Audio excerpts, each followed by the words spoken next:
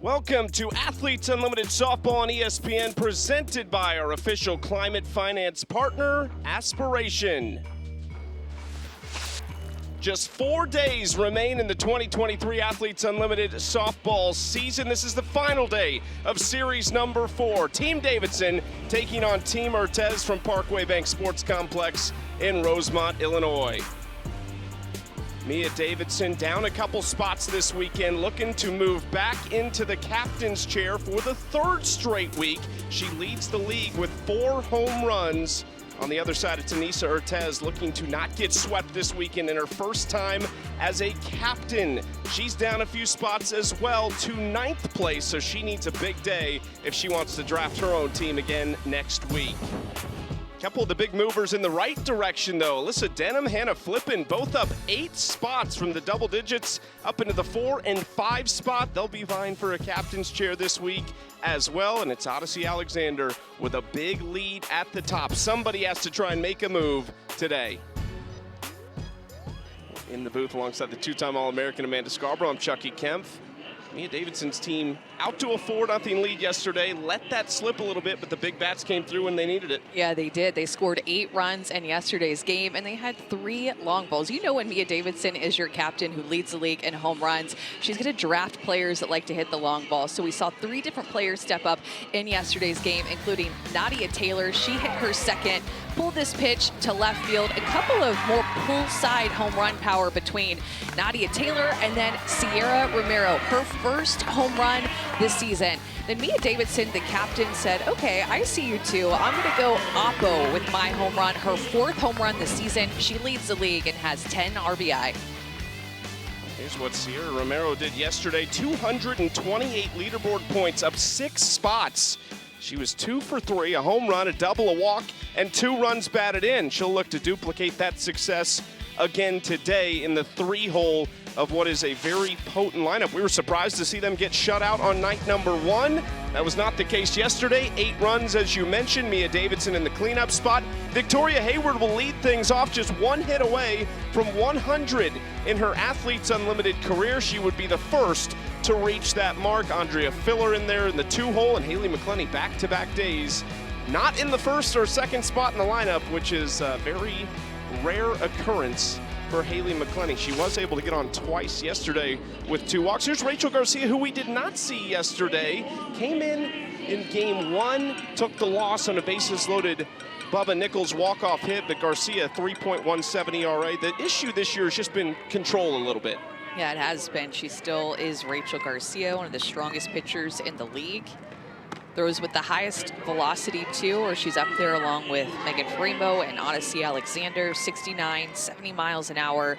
But it is very odd that we did not see her yesterday. In fact, in week 4 games, she's only pitched 2 innings coming into this game. First start right here. Taylor Edwards working with her behind the plate. And a 1-1 count to Victoria Hayward. What a moment it would be for Victoria Hayward. And it would really only be right for the first player to ever sign for Athletes Unlimited to be the first player to ever reach 100 hits. And the way Vic's swinging it, you just never know how many more she will rake in. I asked her earlier this year, how you feel? You gonna, will you continue playing for a long time? She said, this was after AUX. She said, on doubleheader days, I feel like retiring right away. But other than that, she said, I think I got 1 year, 2, maybe 3 years left. Who knows? Doubleheaders aren't fun if you are 13 years old, or even if you're playing in college. A lot of the college girls complain about it, but really, too, when you're a pro, doubleheaders are not fun. Victoria Hayward, longtime pro since 2015, popped up to Garcia. There's 1 out. Back to Rachel, the control has been an issue, but the one thing that still comes, strikeouts. She's got a league best in strikeouts with 42 and just over 35 innings pitched. She's given up the long ball a little bit, but overall, just a 178 opponent batting average entering this week. I think she was probably the favorite entering this season after what we saw at AUX with her swinging the bat and pitching. She was the AUX champion this summer. So it's surprising to see her in the 18th spot on the leaderboard entering almost the final week. Yeah, but with 4 games left, if you're somebody like Rachel Garcia who can put points on the leaderboard in the circle and at the plate and also with your team wins, you can gain ground very quickly as long as she's pitching and on winning teams. And that's where she's kind of gone wrong, is she's just been on the losing side of a lot of games, not gotten a lot of win points, but she's gotten a lot of individual stat points, which you're a player like her, that's what you're going to do. Leads the league with 488 stat points, but just 400 win points. That's tied for last in the league. That's the big emphasis on Athletes Unlimited. When you see the leaderboard, you think individual, but in reality, it comes down to winning. And when you see Odyssey Alexander's numbers, you know why she's in first place, because she leads the league in wins. She's 10-1 on the season. Inside, ball 4 to Filler.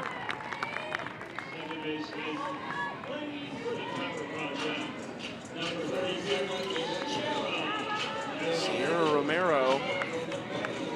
Romero parents actually had to leave, so they weren't able to see this final game, but what a special day it was yesterday. Sierra and Sydney both hitting home runs, both right over mom and dad's head in left field in the players' suite. Strike 1. A really cool moment for their family. We talk a lot about their family because of how involved they are in sports, with Sydney and Sierra both and playing in AU, as well as their brother and younger sister too. And dad gives hitting lessons and works a lot with them, and mom is involved as a softball mom, handling it all. So really special day yesterday for Sierra Romero to hit her first home run of the season on the same day that Sydney also hit a home run too. Sierra said she just feels good. We get to talk to her in the field yesterday, talking about recovering from an injury which took her multiple years. This was that swing yesterday. Yeah, seeing all of her hard work that she put in to recover from that injury pay off this season. She started the season out really hot. Mentioned that was her mom in left field, by the way, raising her hands over her head, cheering Sierra on. Put in a lot of work to get back to where she was back in when she played at Michigan, was National Player of the Year, and really is looking pretty much up to that form that we saw her at Michigan. 4-time All-American there, former #2 overall pick in the 2016 NPF draft. It's just great to see her back on the field, and she's another one. Talk about Vic Hayward saying, 2, 3, who knows, maybe more still left in the tank. Sierra and many of these players, you hope many more years ahead for them on the field.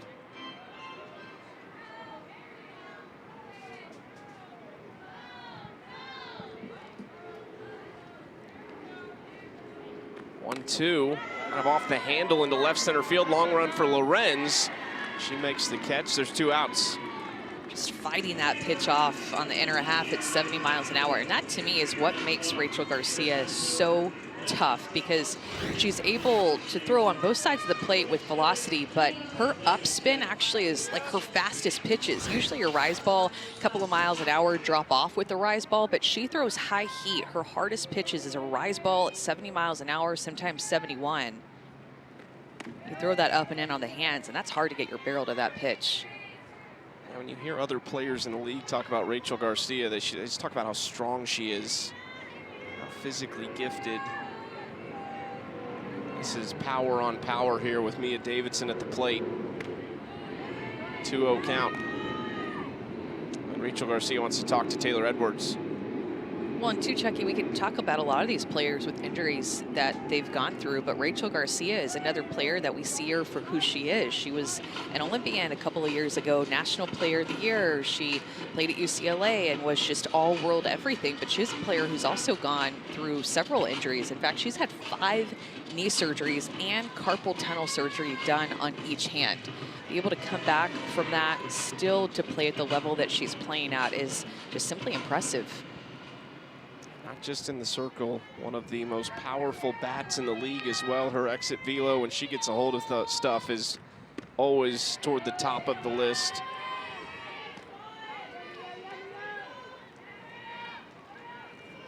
Looking for a clean inning here. Filler is on first with the walk. Mia Davidson ahead 3-0 in the count. 20th pitch for Garcia coming. It is a hot day here in Rosemont as well. Great crowd.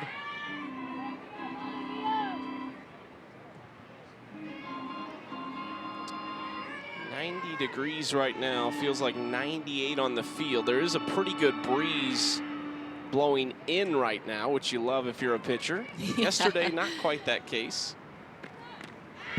Got Davidson. She also leads the league in hit by pitches. Yeah, you knew something had to happen there with the way that Garcia was pitching her inside. Rachel Garcia has also hit the most people this summer. That's actually her 10th hit by pitch, and as you mentioned, the 7th time that Mia Davidson's been hit by a pitch. You can always tell how these pitchers like to pitch these hitters with the amount of hit by pitches that some of them have. They have to go hard in, throw that pitch in on their hands. Yeah, a lot of points that she has paid the price for. 6th place right now, not far behind Alyssa Denham.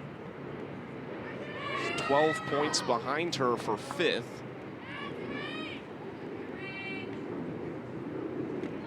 (0-1) to McClenny, teammates on the Olympic team in 2020. I would say 2020. It was played in 2021, but I think they still refer to it as the 2020 Tokyo Olympics. It confuses me every time I talk about it. It really does. Line shot foul. Frankie Hamoudi had to duck under that one over at first base in the coaching box. Plenty behind 1-2. 2 walks yesterday, no base hits. There's Hamoudi, rookie out of Oregon State.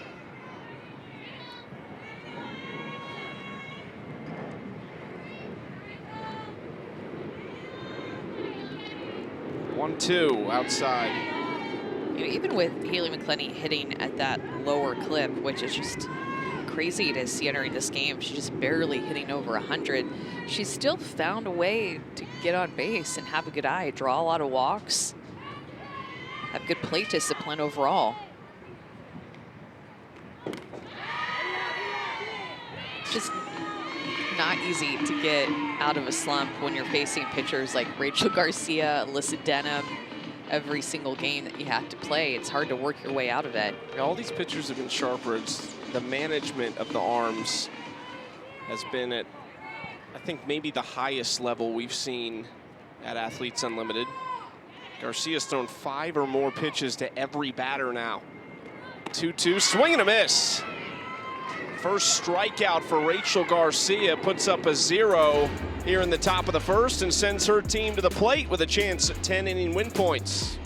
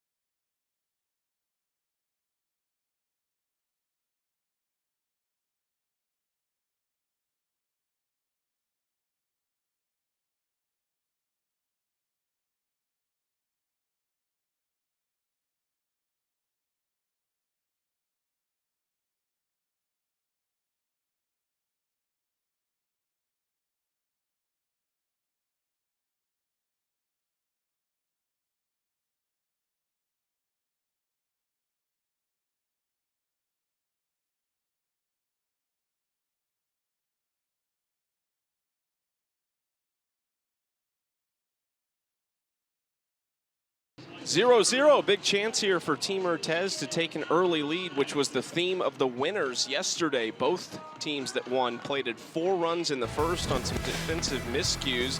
Here's Anissa Urtez yesterday. Yeah, she's hitting for some power this season and also for average. That one went about a mile high over the left field wall, but Mertes has been a strong captain, obviously had such a good season. Be a captain this season and hit that just 230-foot home run. Left field fence is 210 feet. She sends Amanda Lorenz to the plate, leads the league with a .561 on-base percentage. Megan Wiggins, she's got a couple long balls this season as well. Always a power threat and a veteran hitter in front of her with Edwards, Vidalis, Romero, Garcia. Tons of pop there and some speed at the bottom of the order with Jazz Jackson and Josie Muffley.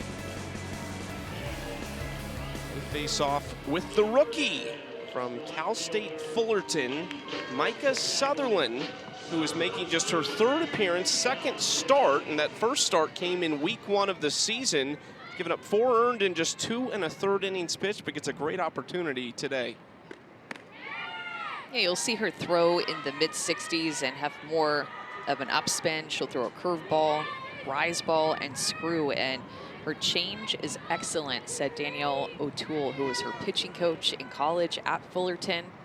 Got the lowdown on Sutherland from her, but you know that she's picked her brain a little bit, and Danielle O'Toole has helped her a lot to try to have success here in this game today, despite not pitching a 10 right so far this season. A good chance for her to get some confidence for herself, but also earn some confidence from some of the other captains maybe to give her another opportunity in week 5 when things will really ramp up. And heading into next season. Davidson, quick word with her as Lorenz gets ahead 3-0 quickly. This is a dangerous at bat to start the game with one of the best hitters on the planet way ahead in the count. Yeah, and Sis Bates and Sam Fisher play next to each other on the left side, who communicate well. We're just talking to each other on the left side. Good to see that Sam Fisher got the start in today's game after being hit with a pitch in her right hand. Happy to see her plugged in right next to Sis at third base.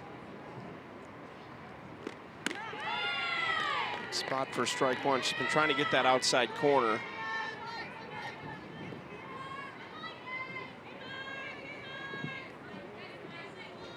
Sam Fisher, you see on that right hand wrist area wrapped up from yesterday. Great off speed. Changeup. Danielle O'Toole says that Mike Sutherland's changeup is excellent. And you know you believe in that pitch when you're throwing it in a 3-1 count. 3-2. Hit high in the air. Jasmine Jackson ranging over in foul territory. 1 out. Great bounce back from the rookie there. And that was pretty good swing by Amanda Lorenz. Says on her Yakutech information that would have gone 220 feet, but because the wind is blowing in, blowing a little bit more toward the right side of the field, Maddie Husky ended up catching that over in foul territory, but that wind is definitely going to play a factor in today's games. It has played a factor in this entire season for the hitters who have hit it up into the jet stream.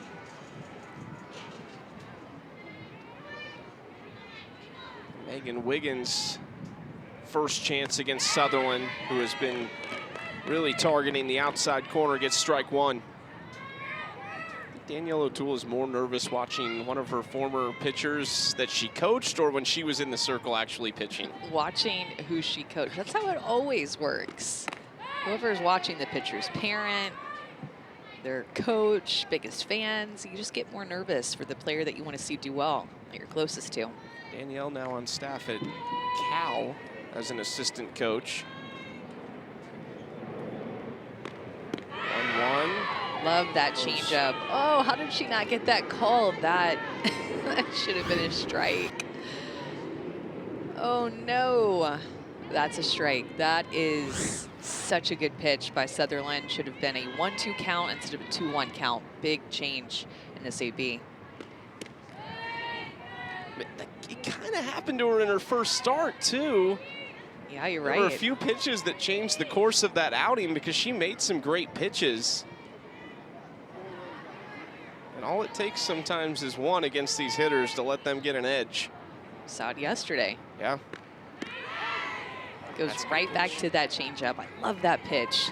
53 miles an hour, dropping it down from 65, 66 that we've seen her throw. Throwing it out of the back of her hand. She just completely sells that pitch. Throwing it a lot this first time through the order. 3-2 count. Hit high into left field this time. Hayward backpedaling. 2 outs. Good start for Micah Sutherland, battling here with the top of this order. She gets the captain, Anissa Ortez, now. Well, she gets to feel really comfortable with the defense that she has back behind her. Truly one of the more veteran defenses I feel like that you'll see. Victoria Hayward in left field, Haley McClenny playing center field, Sierra Romero right behind her at second base, and Sis Bates up the middle of the field. I mean, if you're a rookie and you get to play with this infield and throw to Mia Davidson back behind the plate, you gotta feel comfortable with that.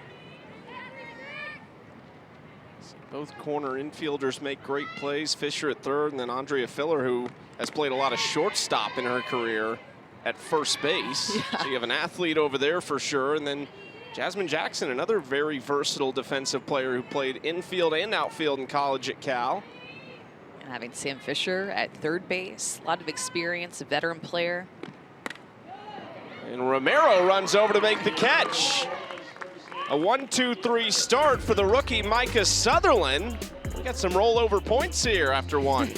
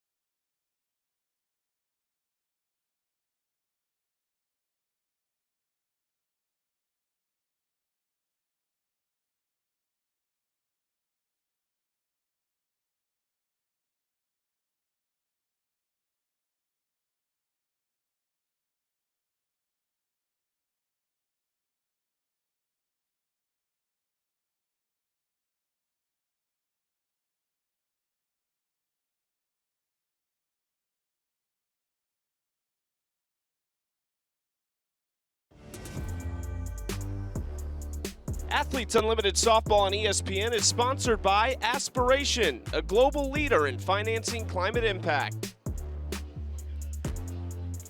Well, they got style off the field too. Danielle Gibson, Jesse Warren, DJ Sanders. There's Sydney Littlejohn Watkins with the cowboy hat. Repping a little Texas. Alicia Ocasio coming in. This is like a Athletes Unlimited trademark, or the pictures of their style walking to the field. Tori Vidalis right there as well. Look at the fans out in the bleachers today as well. Usually seats filled up with some AU banners. Today in the sun, all these fans hanging out. A great crowd today and trying to stay a little bit cool.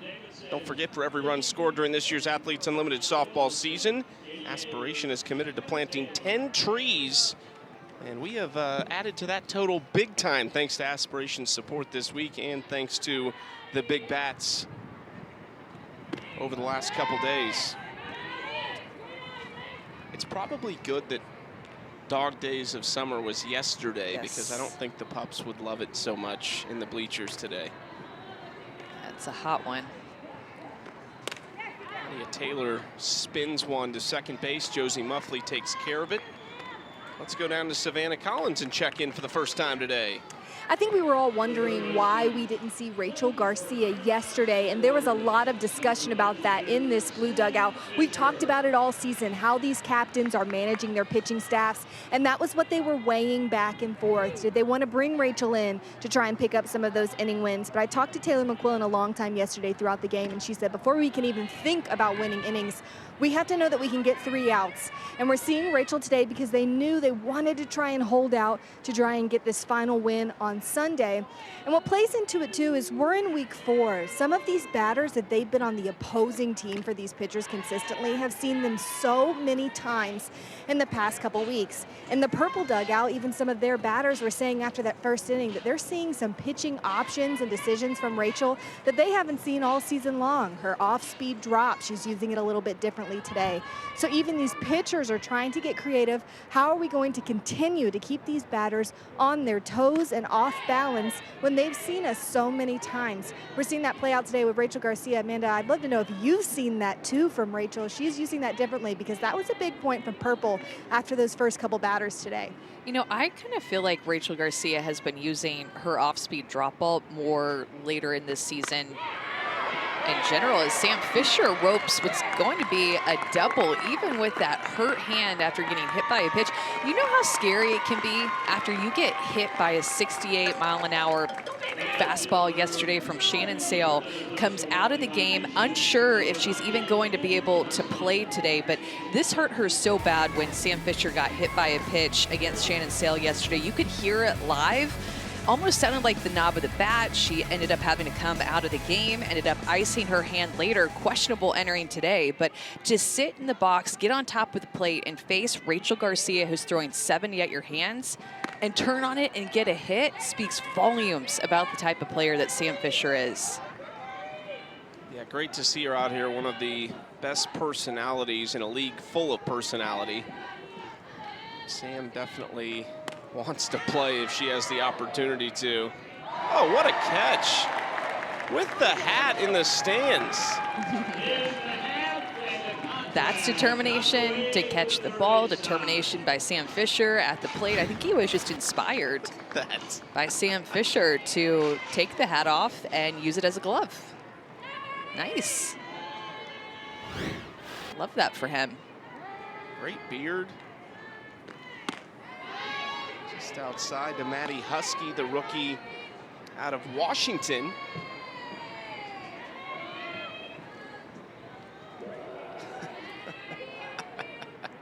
That's going to be a good story. 1-2, she did go around. Rachel Garcia has her second strikeout and out number 2 here in the second inning. Yeah, and both of them have been on a rise ball at times when she's expanded the zone. Haley McClenny struck out on a rise ball that was well out of the zone, and now Maddie Husky check swing, just trying to hold back as soon as she realized that was going to be out of the zone, but a big strikeout for Garcia with the runner in scoring position. 9-hole Sis Bates trying to bring around her infield partner, Sam Fisher, from second. A lot of pitches from Rachel in these first 2 innings, but she has looked really effective so far. 0-1. I just can't get over it that she ripped a double down the line after being questionable to start the day today. Weren't sure if she was even going to be able to play. Not scared of 70 miles an hour up and in her hands, keeps her hands inside and gets extra bases off of it. Just really impressive. Still looks like she's shaking it a little bit too, so you have to feel like it's probably still bothering her a little bit. She's 5 for her last 10 at the plate, dating back to last Sunday. Bat coming alive for Sam Fisher, who entered this weekend hitting just 192. Bates fighting. Yeah, and going back to what Savannah was talking about with the Rachel Garcia pitch mixing up, I do feel like I've seen Garcia throw that off-speed pitch that she uses is like her changeup, essentially, but it's like an off-speed drop ball more in the past couple of weeks than maybe what we saw from her in AUX at the beginning of the season.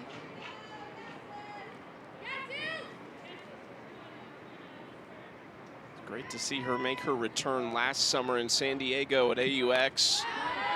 It's fouled up and over the fence.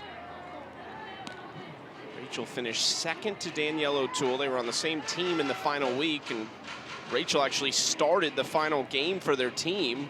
Danielle came in relief later. They were both tremendous. Both picked up MVP points.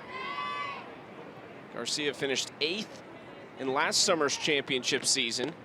We'll see if she can make a late run. It would not surprise me to see her climb from 18th well into the top 10, because she is capable of some of the biggest games.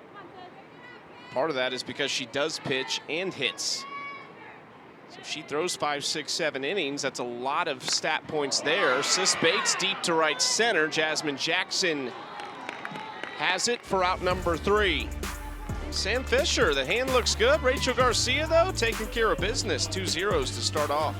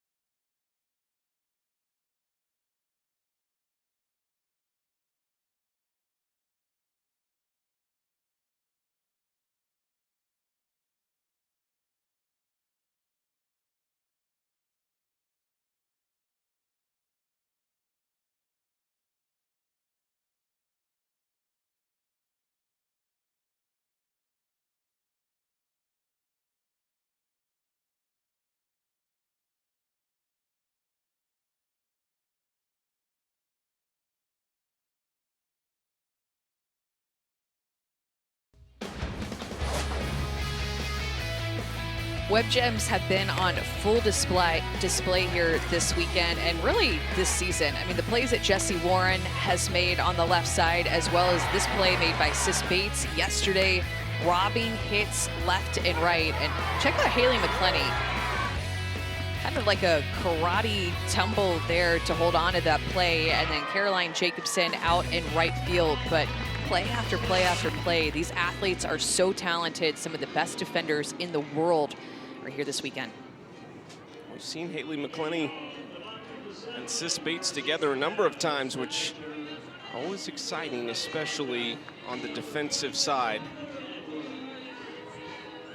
It's what I think has developed a lot this season, this whole summer, has been just some pairings we've started to see more regularly, and I don't know if that's simply coincidence or if it's captains noticing certain players go well together and they like playing together, so they try to pair them. It makes you wonder who is going to get Defensive Player of the Year, which is a pretty big honor at the end of the season. My vote would probably be Sis at this point, but Anissa Urtez always makes great plays. You see Haley McClenny out there in center. And of course, Jessie Warren. And then Josie Muffley, too. She's made some great plays. Josie at second base for Team Urtez this week. Sis Bates is a former defensive MVP. Anissa Urtez and Jessie Warren also have MVP nods. A lot to be decided still with the leaderboard and with that defensive MVP, of course.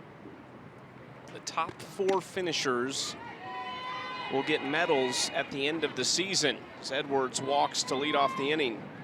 Well, don't forget, tune in next Friday night at 8 p.m. Eastern on ESPNU. The 5th and final week of this Athletes Unlimited Championship season kicks off.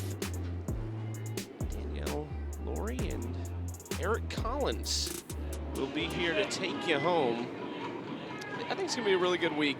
Odyssey Alexander has a 276-point lead on Bubba Nichols, but if you're familiar with the league, or unfamiliar for that matter, you can score 250-plus points in a game. I mean, that's a big game, but we see it, maybe not regularly, but weekly. We will see that a couple times usually. We saw Sierra Romero 228 yesterday. You see the leaderboard right here, but it's just all for Odyssey, she's pitched really well, but for the most part, she's won. Yeah, and that's why this game coming up this afternoon, right after this, the second game of the doubleheader, is going to be so important because Odyssey and Bubba Alexander Nichols going head-to-head in that one. I'm sure Bubba Nichols is just trying to pull out a win there to not let Odyssey get those win points and trying to win as many innings as possible in this next game coming up. As you can see on the leaderboard, the gap between Odyssey and Bubba is big. After that, it's really close. So if Bubba catches Odyssey, there's a good chance there's a number of other players that are going to be in it. And you're talking about maybe as many as 8 or 9 players going into the final week who have some sort of chance.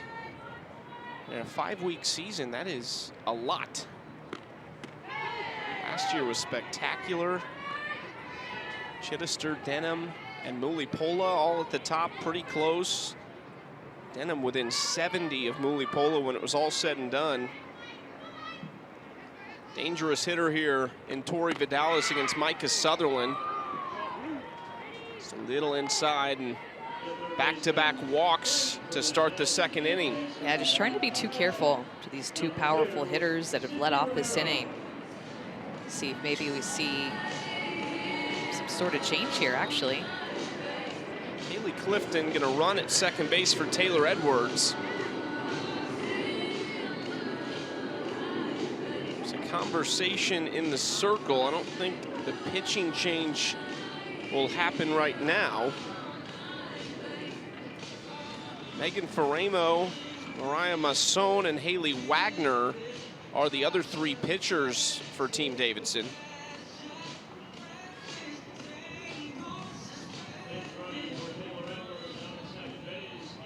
Aaron Dixon talking to Mia Davidson right now. I don't believe we're going to have a pitching change. Sydney Romero, Rachel Garcia, the next 2 batters due up here. No outs, 20 inning win points on the line. This would be big for Team Urtez, who have struggled this week to pick up win points. They're 0-2. Team Davidson is 1-1. Inside, Mia looks the runners back. See if Sydney Romero tries again to lay down a bunt. Sacrifice bunts are worth 10 points. Put them in prime position with Garcia at the plate. Hop back.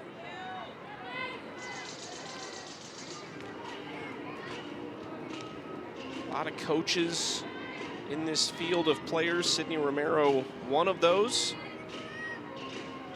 Spent last season at Duke as an assistant coach there. Spent some time as a grad assistant at her alma mater, Oklahoma, but will join Missy Lombardi at Oregon. It's this high into center field. That's going to get knocked down. McClenny coming in. The runners stay put. Big out right there for Micah Sutherland. Line again on that changeup. That changeup has been the pitch that she's thrown for a strike, and getting Sydney Romero out in front of that pitch. Get out of this inning. Well, if Rachel Garcia wants to climb the leaderboard, moments like this would help her a ton. Putting together a good pitching performance so far, just 1 hit allowed through 2 innings. Micah Sutherland went 1-2-3 in the first inning, then walked the 2 batters to start this second. 1-0 pitch, up and in. Aaron Dixon wants to talk now.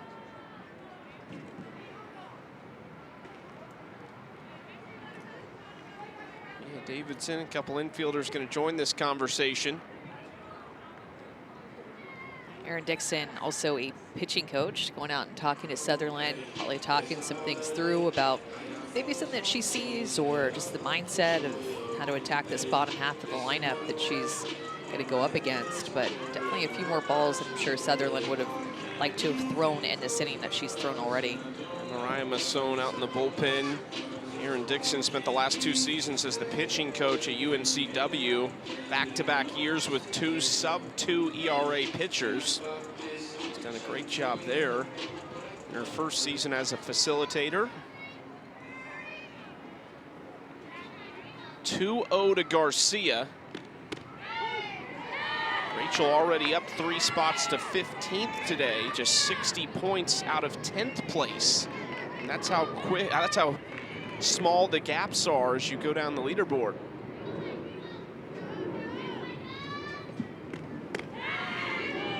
Just inside to Garcia. Yeah, that's where she's missing with her screwball, is to these right-handed hitters, to Edwards, Vidalis, and now to Rachel.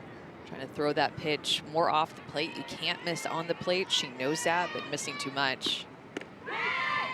Back to her bread and butter. I don't think she's missed that pitch one time. I think so. I mean, one time it was called a ball, but it should have been a strike. So I think every time that she's thrown that, it's been for a strike. 3-2, see where she goes here with 1 away and 2 on. Back to it, hard hit, Bates flips to Romero, throws, and not in time. It's a great turn. Garcia beats it out though to keep the inning alive. That's why it's so important to throw strikes. Give your defense a chance to make plays behind you. You have some of the best defenders in the world back behind you. They will make plays for you. Let them do it. Almost turning the double play there. Just good hustle by Rachel Garcia to get down the line to break up that double play. Jazz Jackson. There's a lot of connections in the league. There's a little connection here. Jazz played at Cal. Micah Sutherland, we talked about Danielle O'Toole, just took that job. So I'm connecting the dots here in roundabout ways. That change up again, missed it a little bit up. But yeah, I mean, Micah Sutherland said that Danielle O'Toole has made a huge difference in her life, that not only did she make her an elite pitcher working with her at Fullerton, but also taught her just so many life lessons that she can't even count them all. Jackson swinging at that one, fouls it out of play. Micah Sutherland also was a talented swimmer growing up, did karate for 5 years. She has a black belt. Yeah. So don't mess with her. That's the moral of that story.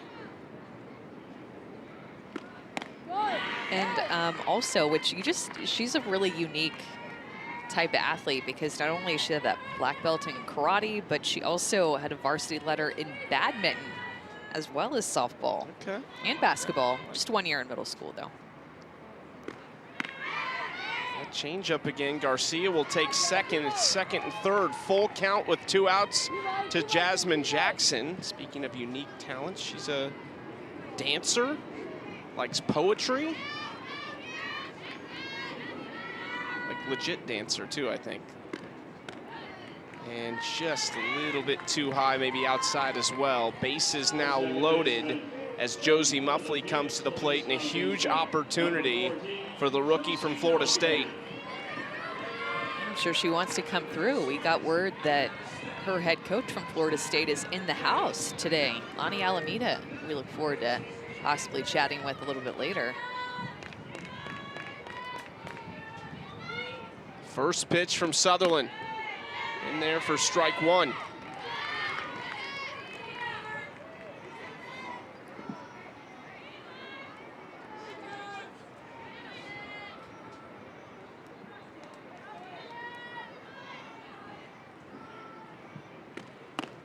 It's too far up in the zone, 1-1.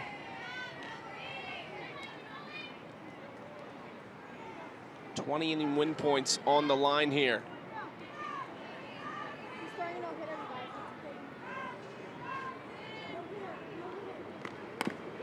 Slow roller filler, gonna take care of it. Sutherland strands the bases loaded. Captain Mia Davidson loving it. Good stuff from the rookie through 2 innings.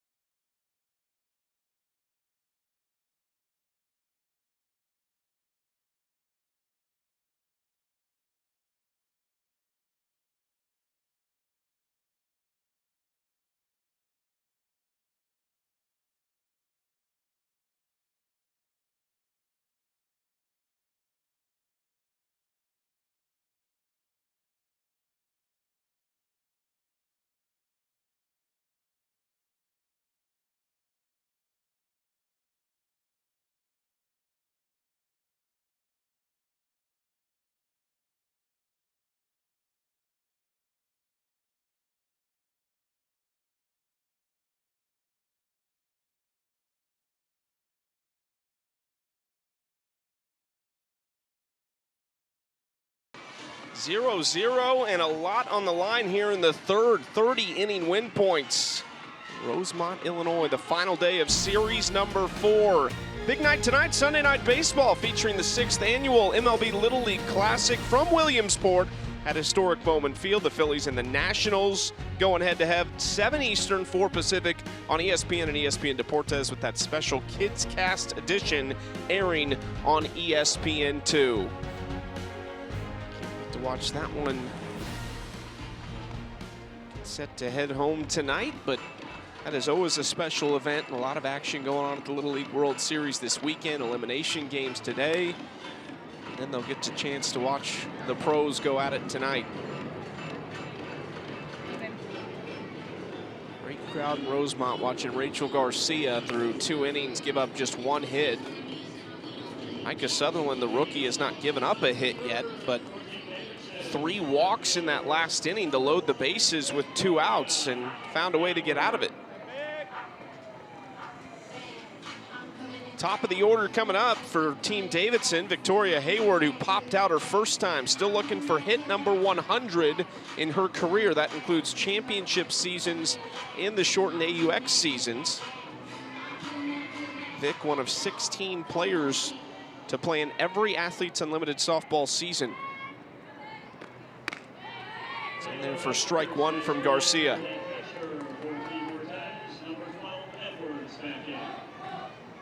So it's her 4th year playing for Victoria Hayward, but 6th season.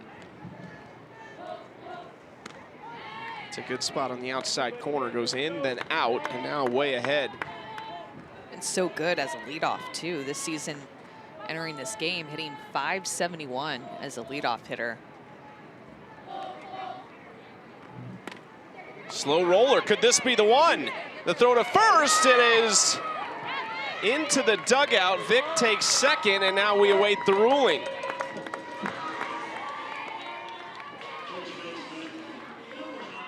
In the hands of the official scorer for number 100 here. Her face too, looking at the dugout like, hey, whatever it takes, 2 strikes, protect with 2, and just kind of slaps it, although it wasn't really a slap, but does slap it just to the left side, and puts pressure on Ortez to make a quick play. What do we got? It is a hit. That is number 100 for Victoria Hayward, the first ever to reach that mark. And I would expect many more before she hangs up the cleats. Great bunt here by Filler. Romero all over it. But a runner at third now with just 1 out. Good execution right there, and congratulations to Victoria Hayward. That's a huge deal. Somebody who has given her all to this league. She was a member of the PEC a couple of years ago, and of course has just invested a lot of time, effort, and energy into her craft, but also into the sport and this league. I think Vic quietly has been one of the best players in the world for a number of years now.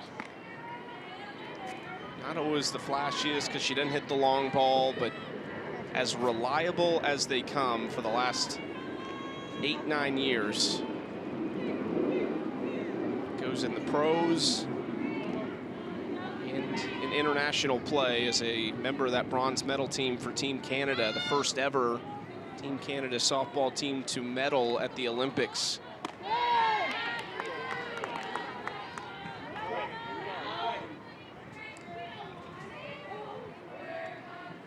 Sierra Romero, can she drive Victoria Hayward in? They combined for one of the plays of the season in week 1 with the squeeze play to win the game with Vic on third, and we got a great story Victoria Hayward shared with you, and kind of could hear it in the mic'd up too, where they were talking right before that at bat, and Vic said, hey, if you want to do it, just let me know, give me a sign.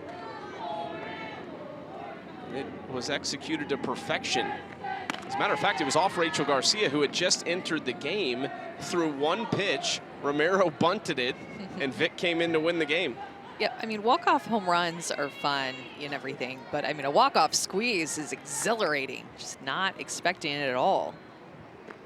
I think we're back today. We had a little bit of an off day as far as how close all the games had been yesterday, and Don't I jinx think we might it. be back today. Okay, all right.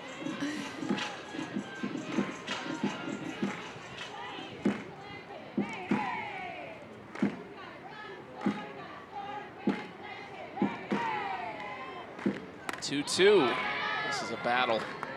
Yeah, especially with the velocity that Rachel's throwing with today. You can tell she's just well rested, right? Only pitched 2 innings this weekend. Had several days this week to rest and in between series weekends, and she's throwing like it with her velocity, hitting 71, 72. It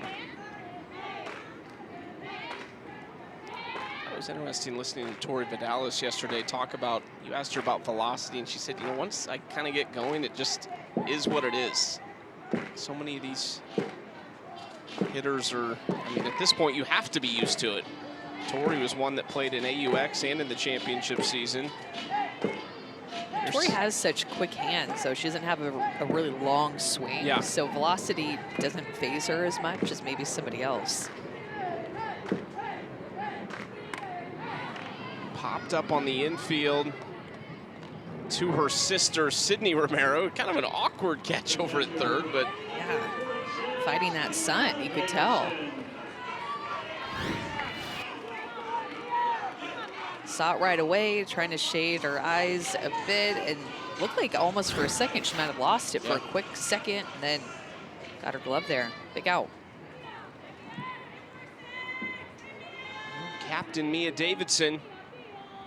One more chance here, and for just a second, she popped that one up on the infield, but into the stands instead. Again, big chance. We talked about Mia needing to rise up the leaderboard if she wants to draft her own team for the 3rd straight week. She went 2-1 as a captain last week. Currently in 6th place. Swings through it, big cut there. Nice pitch from Rachel Garcia. My goodness, some of these are popping up as closer to even 73 miles an hour, Chucky. And up and on your hands, 73 miles an hour feels like 85 almost. 0-2, again up there. 71 that time. When Rachel Garcia is on, it is fun to watch.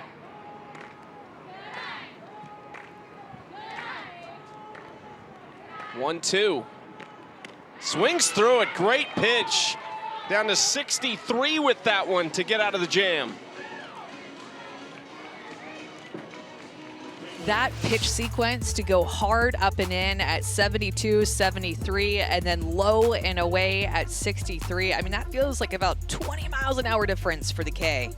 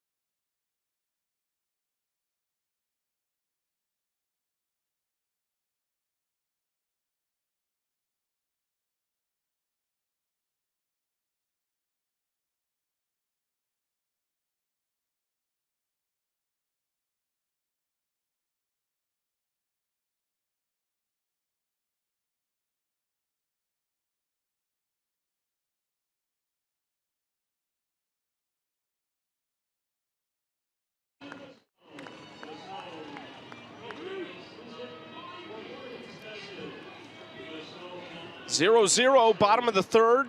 Still big chance with 30-inning win points on the line for Team Urtez as they get set to come to the plate. Our only NFL preseason game tomorrow night. The Ravens taking on the Commanders at 8 Eastern 5 Pacific on ESPN and ESPN Deportes. Joe Buck, Troy Aikman on the call, Lisa Salters on the field, and John Perry answering any rules questions. Coverage begins at 7 Eastern, 4 Pacific with a special edition of Monday Night Countdown. A new pitcher in the game, replacing Micah Sutherland, who was impressive in 2 innings. Little walk troubles in the second, but Mariah Masson, who has a 1.11 ERA and picked up her 5th win of the season yesterday, that is a league best. Both of those league best. What a season she has had. We'll get the top of the order. What'd you think, though? Micah Sutherland, 2 clean innings for her. Had the 3 walks that last inning, but for the most part, that was Micah Sutherland's best performance of her young career. Yeah, well, when she was throwing strikes, she was great. Got outs. It's that fine line of trying to be too careful and not wanting to miss on the plate, wanting to make the perfect pitch that you could tell she's trying to figure it out along the way when she was out there. Made some really good pitches, though. That changeup looked great.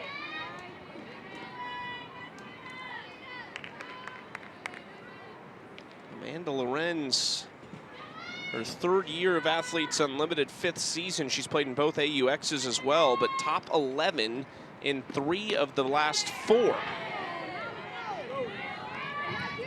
2-2 count here to Lorenz.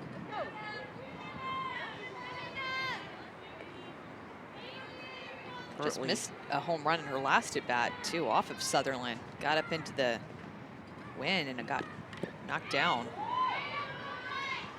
Wind's still pretty stiff coming in from center field. It's either been straight in or kind of toward the first base dugout all day long. But a pitcher's dream today.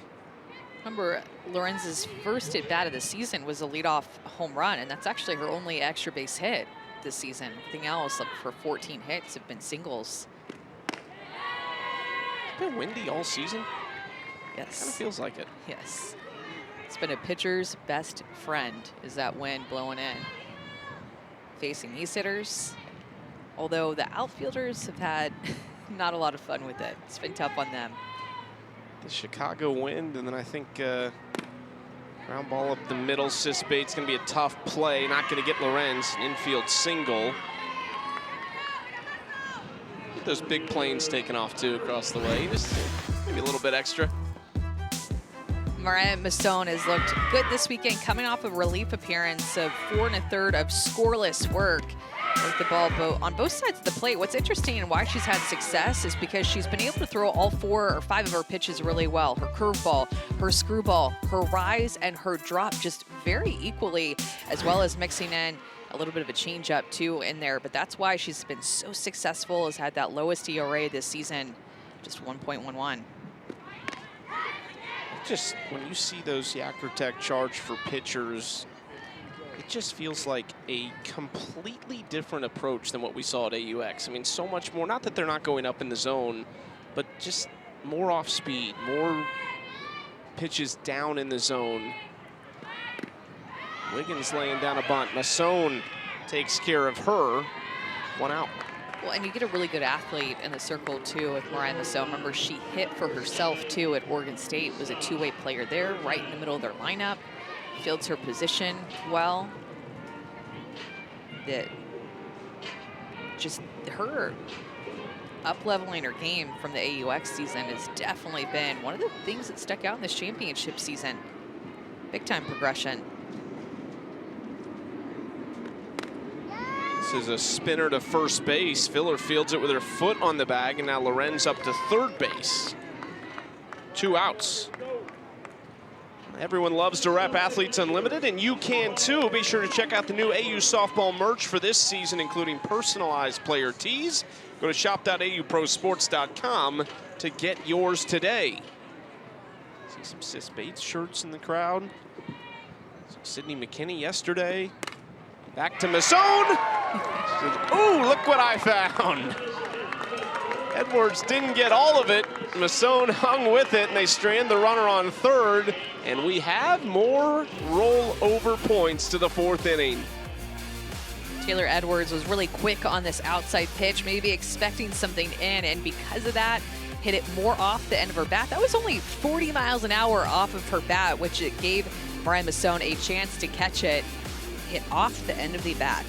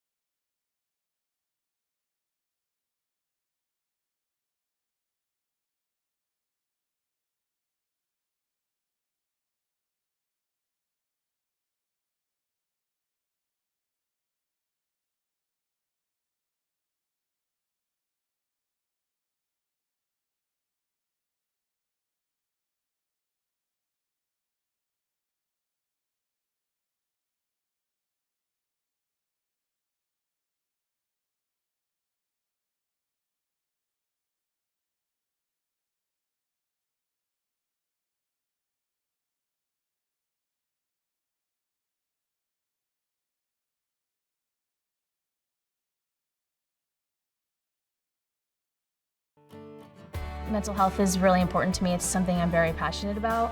And I'm just really thankful that AU provides a space to talk about it and for athletes to be advocates for it. So many people think that, oh, what I'm feeling, this means I'm not tough, that means I'm not built for this. And no, that's not the case.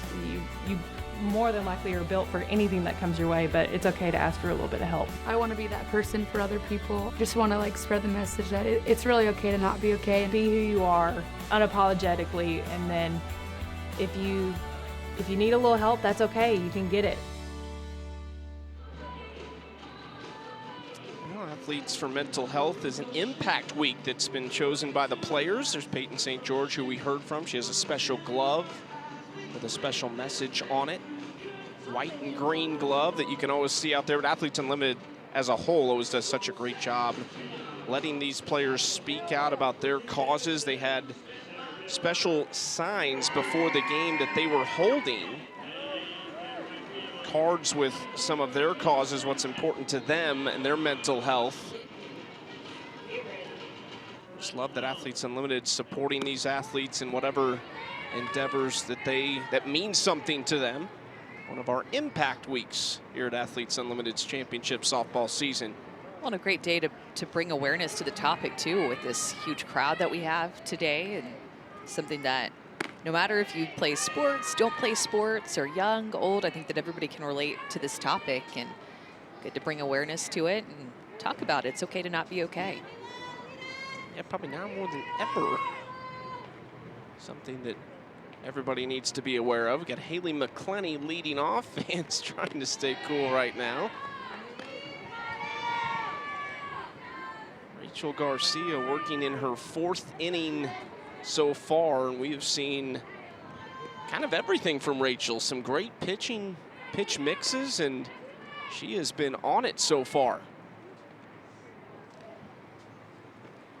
Off speed to McClenny, hit it hard, but Ortez takes care of it, and Haley McClenny is thinking, what do I have to do right now to get a base hit?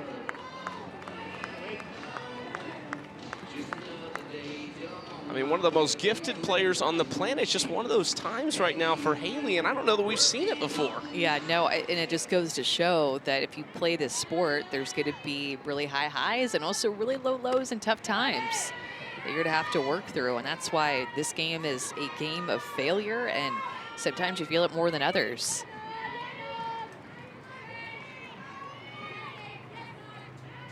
Nadia Taylor grounded out to second base, her first trip to the plate. How about Garcia, the pace she's working with, too? Yeah, she is feeling it. Ahead 0-2 in the count to Nadia Taylor before we could blink.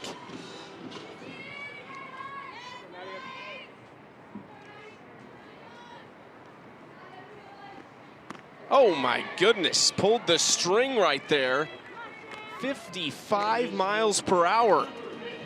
It took quite a bit off of that, and you'll notice too that she almost like brings it across her body. So this is a drop ball. It's supposed to be inside, but she held on to it, stayed up a little bit, and kind of curved and worked good enough to fool Nadia Taylor completely. But you saw Taylor Edwards set up on that inside corner. She still is able to get that strikeout. 4th strikeout for Garcia, and then ramps it right back up to 70. There's her line so far. One of the biggest numbers, just the 1 walk. She had the hit by pitch of Mia Davidson, but she has been locked in today. Yeah, she's looked good. The only thing I'm thinking about is just how long that first inning was. She threw 27 pitches in that first inning, and then 17 in the second, 15 in the third. It's really gone at these hitters in this 4th inning now, but it's the one time that I feel like she starts to get in a little bit of trouble. She'll have some longer innings like that. Sometimes it's tough for her to find that put-away pitch, and she is more of a strikeout pitcher too, so naturally she's going to throw more pitches because of that, but will work too deep into counts. Falls behind Sam Fisher 3-0.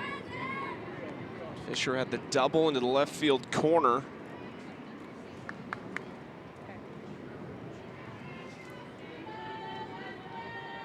One of just 2 hits for Team Davidson so far.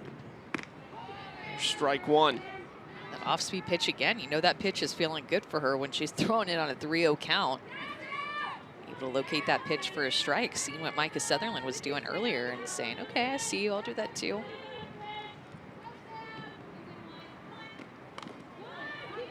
Bounces back, now full count after Fisher just got a piece of that. Rachel Garcia trying to go 1-2-3 and retire 6 straight batters.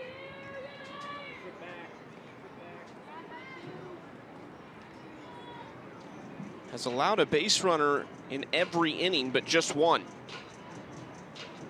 Well, just 1 in the last 2, I should say. Hit Mia Davidson by a pitch in the first to put her on after walking Filler a couple batters before.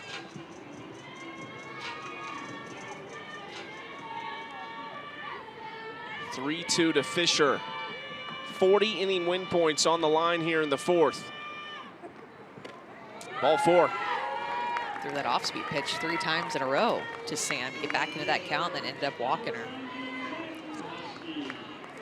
Get yourself into the game by joining the Unlimited Club. Vote on game MVPs, enjoy exclusive events, contribute 10% to the player bonus pool, and more for just $20 a year. Sign up now at auprosports.com/membership. 8 points for Sam Fisher on the walk. She's got 28 stat points. First pitch to Husky, popped up to Romero, and that will do it for the top of the 4th. And again, Team Urtez, an opportunity in the bottom half to collect a ton of win points.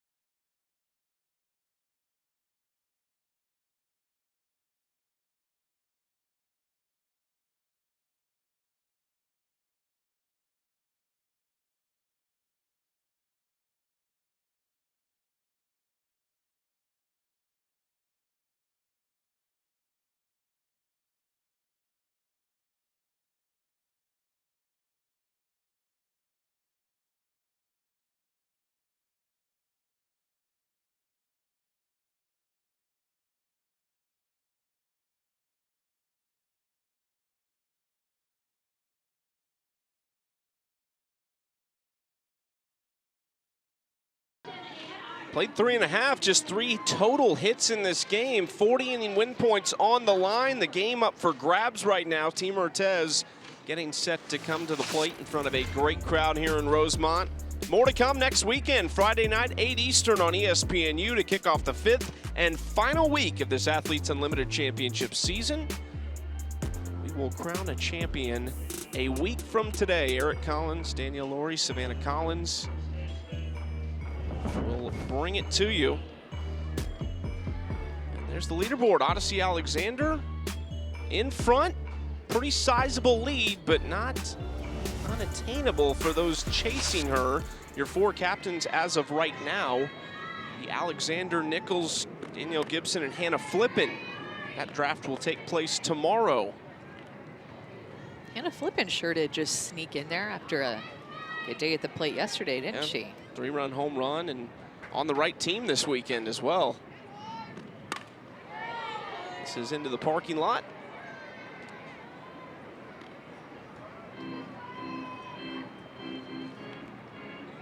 Tori Vidalis working on Mariah Masson with one swing of the bat, could collect a ton of points for her team with 40 rollover points on the line here in the 4th. This is blooped out in the left field, and Tori will take it. Leadoff base runner here in the bottom of the inning. This pitch gets in on her, but she's still able to muscle it out. She gets jammed up a bit.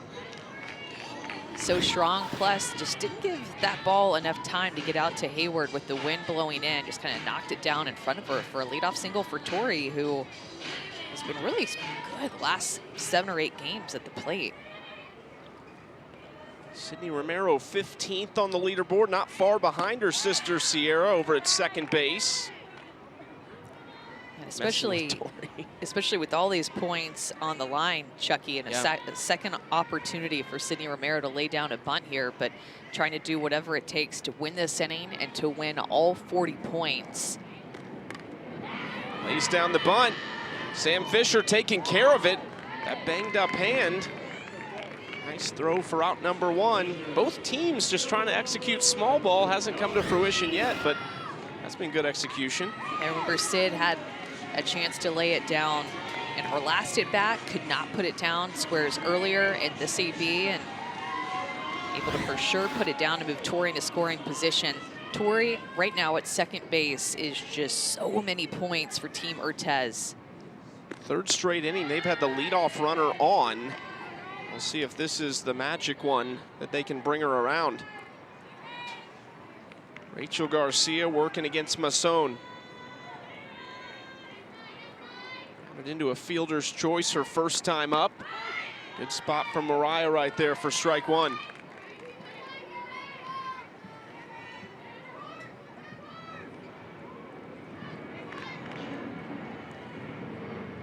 Rachel Garcia started the day in 18th, now up to 13th. 26 points out of the top 10. Garcia to left field.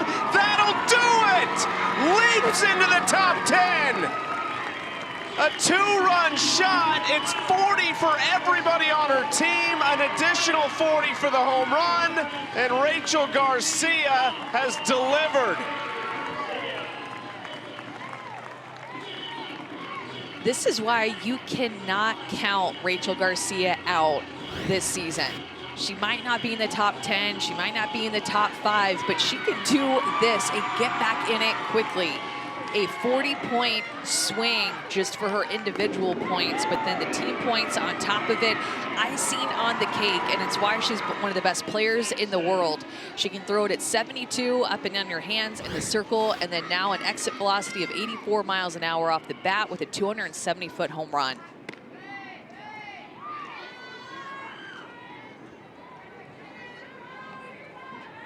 '98 stat points for Rachel Garcia already today. She was leading by 160 entering today. This is Tap Sis Bates making a really nice play for out number 2. As you see the leaderboard for the game, Rachel Garcia almost to 100 stat points already. Still a few innings to play.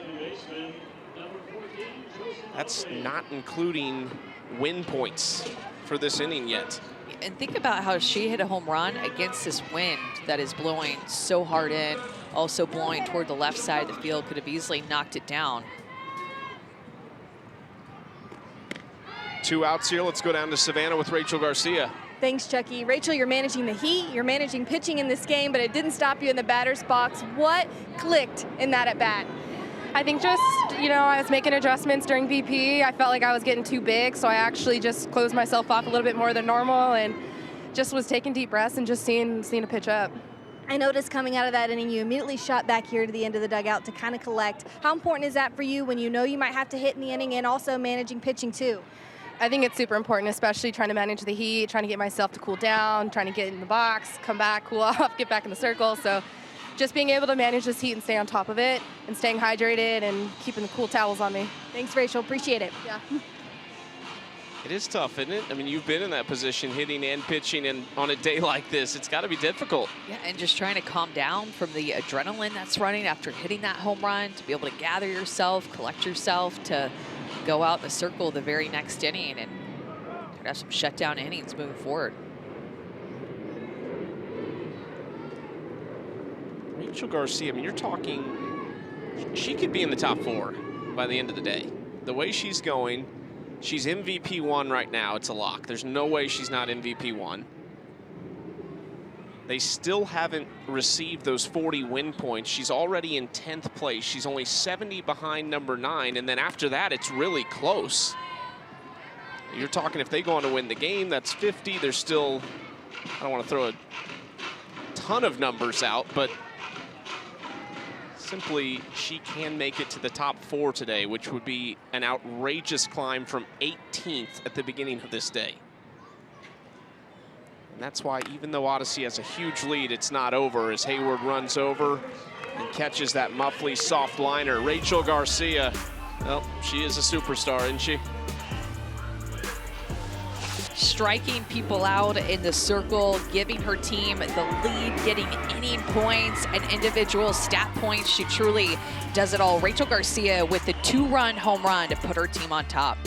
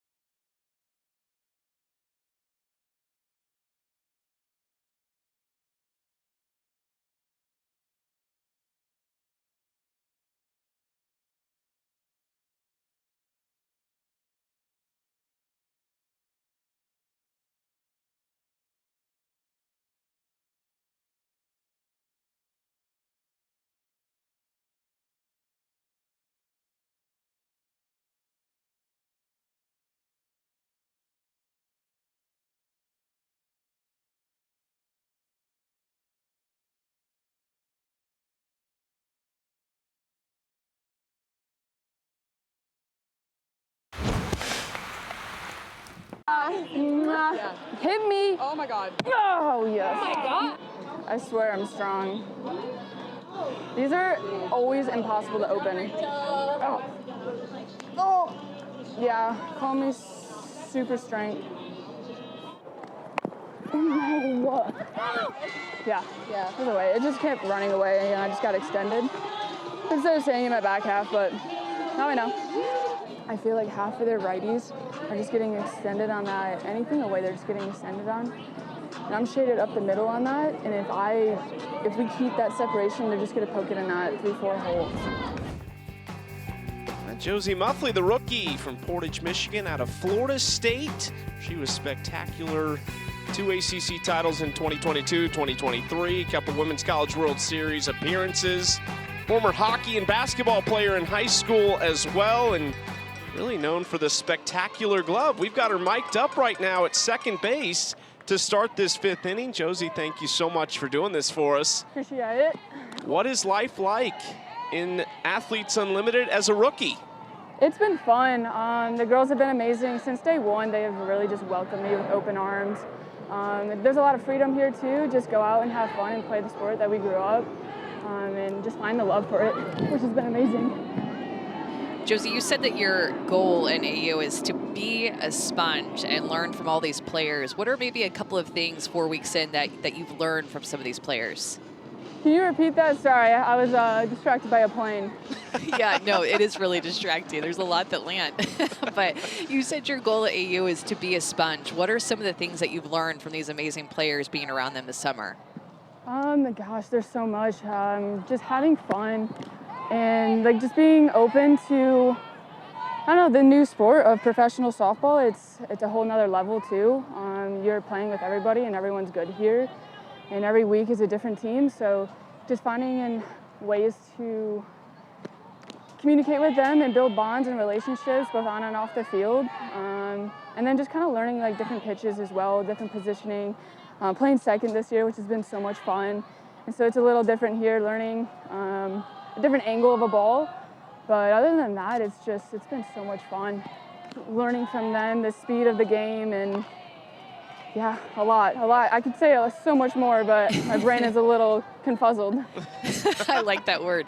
How much second base did you play before this summer? Oh, I probably a couple of times at practice. That was about it. And so when they said that you're playing second, I was like, cool, I love it. I love a good challenge and just learning something new and keeping it fresh. So it's been fun, but yeah, I can't say that I've played a game at second since travel ball.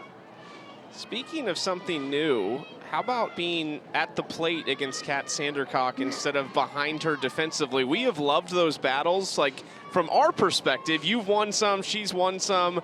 How odd has that been for you? It's been different. I mean, but in practice over at FSU, we would face her pitchers every now and then, but doing it for points and leadership board and everything like that. I got. Hey, nice catch. Wow. No, that is multitasking at its finest right there. We got one. But going against Kat, and I know her tendencies and sitting in scouting sessions with her, so I kind of knew what she might be planning on doing and her tendencies, so it was a fun little challenge and a battle, but we're still best buddies off the field. Speaking of FSU, we have Lonnie Alameda in the house today.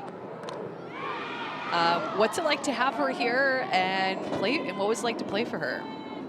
Gosh, we call her the GOAT of softball because you learn so much from her. Her IQ of softball is just insane.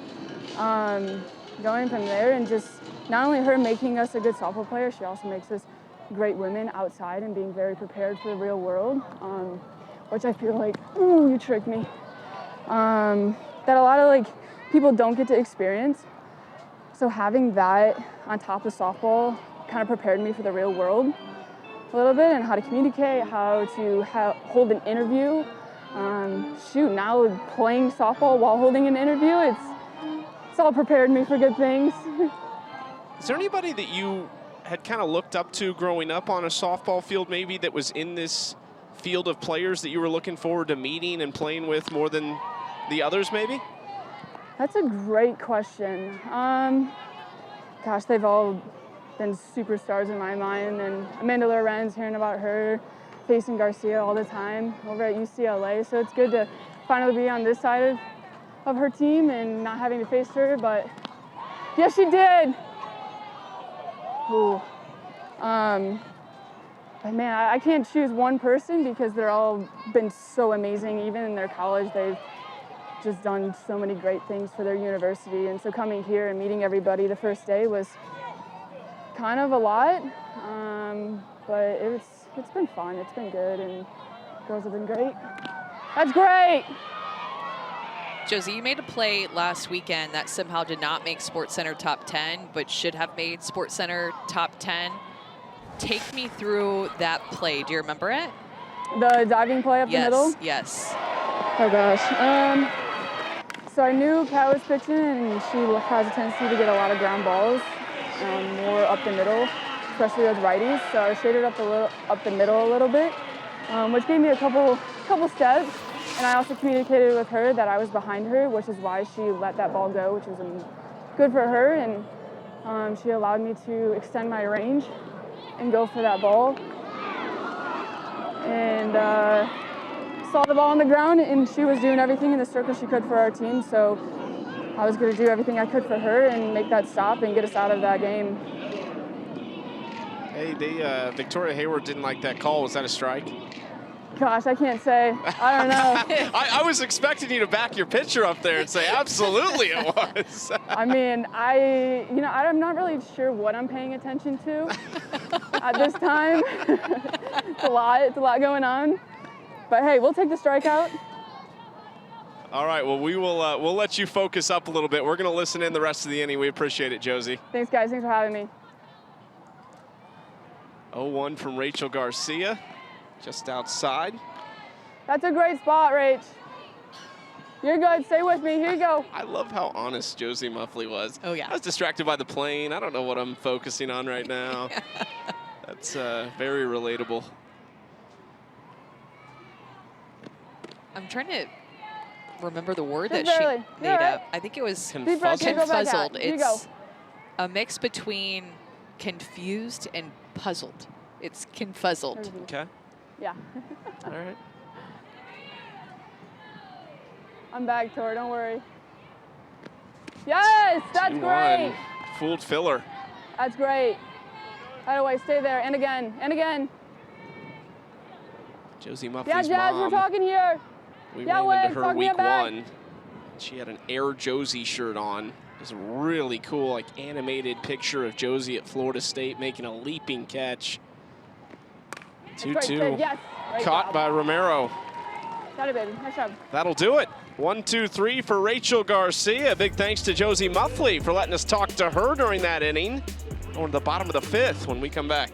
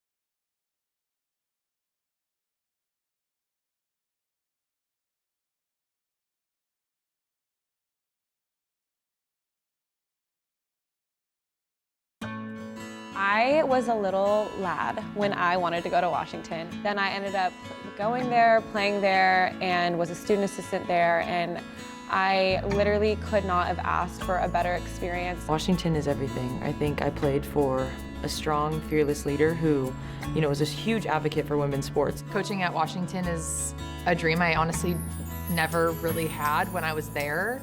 But just the impact that program had on me, that Coach Char has had on me, is why I'm here. It's why I'm still playing. It's why I'm in coaching. And it's like a really full circle moment for me that I'm really proud of. A few Washington Huskies. There's Sis Bates on the right. She is one of them, but 3 of them here this championship season. Courtney Gano retired at the conclusion of AUX. Victoria Hayward going back as an assistant coach. Sis Bates also on staff as the Director of Player Development. Both of those moves announced recently to Heather Tarr's staff. So an exciting move for Washington softball. Maddie Husky getting to join some of the veterans from that program. Yeah, well, and it works out that they're wearing purple. Yeah. I mean, just fits right in. Trying to find a way to keep this where it is here and have 6 outs to work with to try and get back in this game. Rachel Garcia has been the story and the star today for Team Urtez, in the circle and with the swing to put 2 runs on the board. Top of the order here working against Mariah Masson. Lorenz has 1 hit today in 2 plate appearances. The hit came off Masson to lead off the 3rd.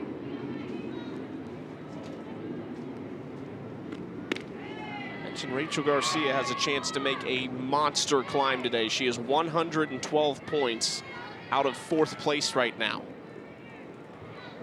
We'd have to do some digging to see, but I'm pretty sure 18th place entering the final day of Series 4.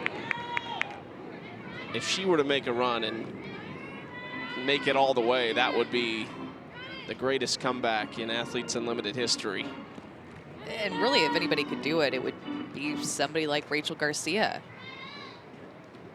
Well, especially if you captain your own team. I mean, you can dictate a little bit as Lorenz goes down on strikes looking. First strikeout for Masson. Sunday Night Baseball, it's a big one. The 6th annual MLB Little League Classic from Williamsport. Phillies Nationals, 7 Eastern, 4 Pacific on ESPN and ESPN Deportes. I'm looking forward to the Kids Cast, though, on ESPN2. I want to see what that's all about. Those are always exciting. It was a special night, not just on the field, but the antics off the field as well. Some young, talented stars in that Kid Cast. Already sound like really good. They're not even in high school yet. Yeah. It's dangerous for me. I know, yeah, for all of us. I know. That's what I'm thinking. Some future stars in the stands today, maybe. Great crowd. Some of the folks have found the shade. Still one more game to be played over on ESPN+. Team Nichols and Team Alexander. While Rachel Garcia is trying to put the biggest dent in the leaderboard today, that is a big game for Bubba Nichols in 2nd. And Odyssey Alexander out in front in 1st place, who has only lost 1 game all season. 2-1 to Wiggins with 1 out. Hard hit grounder jumps up on Sierra Romero. Wiggins stays put at 1st. That's a hard hit ground ball off of her bat. This is the importance of, you'll hear these athletes, these hitters talk about, just I'm looking to hit the ball hard. This is 75 miles an hour off of the bat, so a harder ground ball hit at Sierra, and that last hop kind of ate her up, but that's why you want to hit the ball hard. You're looking to drive the ball. Even as a ground ball, you have a higher chance of getting on base for your team. Error on Romero there. Wiggins on first for Anissa Urtez. Would love to add to this lead. She is in 7th place now, up 2 spots from where she started the day, but down 4 spots overall this weekend after entering the week at number 3. First-time captain. Her team trying to do whatever it takes to get a win going. 0-2 in the first 2 games. You have the lead, Garcia in the circle. A chance here to score more runs late in this game, but trying to do whatever it takes to get her first captain win. Leaderboard dominated by gold. 5 gold jerseys in the top 10. Nichols, the only one from the orange team up there. And then a couple from Team Urtez and Team Davidson, with Mia and Anissa back-to-back at 6 and 7, just separated by 24 points. Delaney Wiz, what a weekend she has had. Getting set for their game in just a moment. Some of the players starting to creep into the players' suite of the left field wall.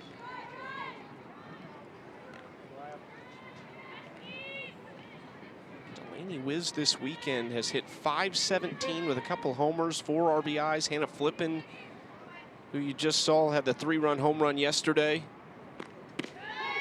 Good pitch from Masson. The 3-0 count. And that next game is going to be a big one. It's a big one for Team Urtez, of course, to try to hang on to this lead and get a win and get their first win of the weekend. But Nichols versus Odyssey, that's a lot riding on that one for sure. Odyssey Alexander won't start, but she has to feel really good as a captain, sending Alyssa Denham to the circle. And just thinking she'll do the job. She'll get me the win points I need to keep my distance from second place. Ground ball back to Masson, going 2 here. Bates to first, low, high throw. Does not go into the dugout, fortunately. There's 2 outs.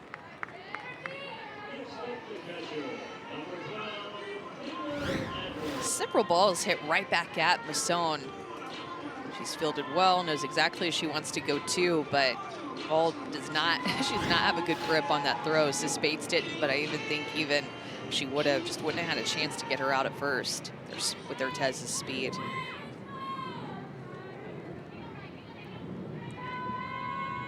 Taylor Edwards at the plate. In some ways, seems like we've been waiting for Taylor to make her big mark on a game. It's hit for a good average this season, but in 49th on the leaderboard and still looking for her first home run. She homered twice on day 1 of the AUX season. 2 2-run home runs in their doubleheader.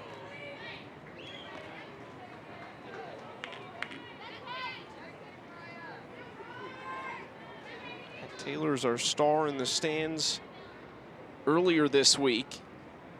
Talking a little Nebraska softball. Jordy Ball, of course, a big transfer news. I'm really excited for next college softball season to see what that brings. Can somebody find a way to knock off Oklahoma?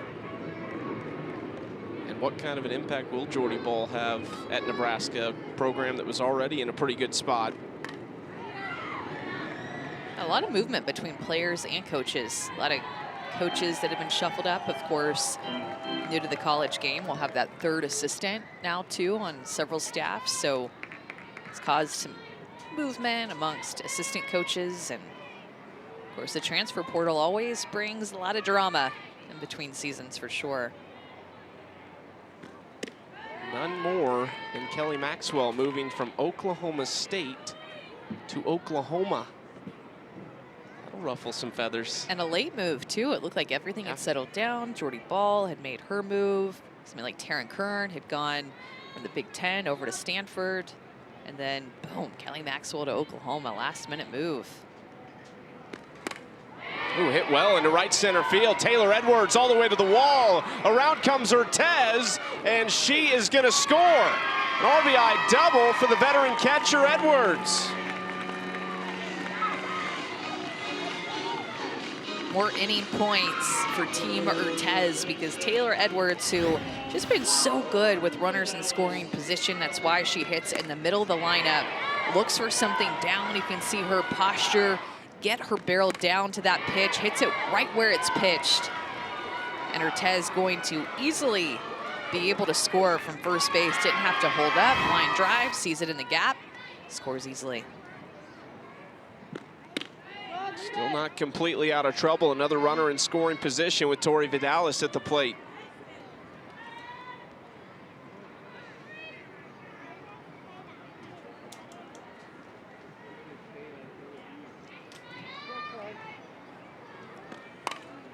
Tori out in front. Foul ball for strike 1. Texas A&M from LaPorte, Texas.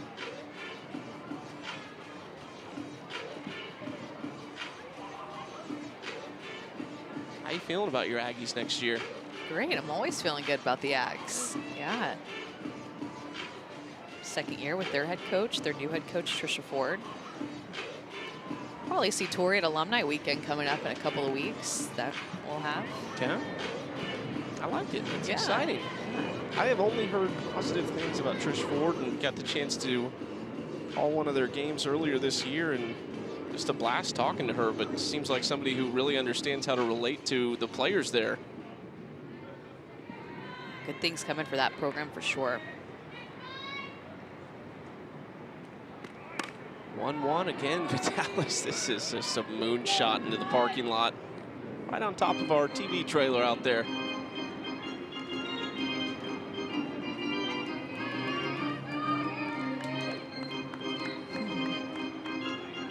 Compound. 1-2 from Masson. Tori going the other way this time.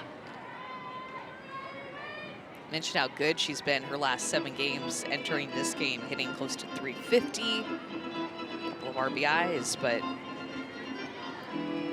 just so consistent, finding a way to get on base. It's a hit more time than she doesn't in a game. Off speed, Tori waits on it. The left center field gap this time. She's headed for 2, trying to leg it out, and safe at second. That was a crafty slide by Tori Vidalis. Out off several pitches with 2 strikes and gets a changeup that is just right over the heart of the plate, and Tori Vidalis sees it out of the hand, finds that gap, gets an RBI. And as you mentioned, slides toward the inside part of the field, notices where Sierra Romero is set up to take that throw and gets herself a double. Pitching change coming here for Team Davidson. Megan Faremo and Mariah Masson talking things over right now. Sydney Romero will be the first batter that Faremo will face when we come back. Bottom of the 5th, 1 on, 2 outs. Team Ortez leading Team Davidson.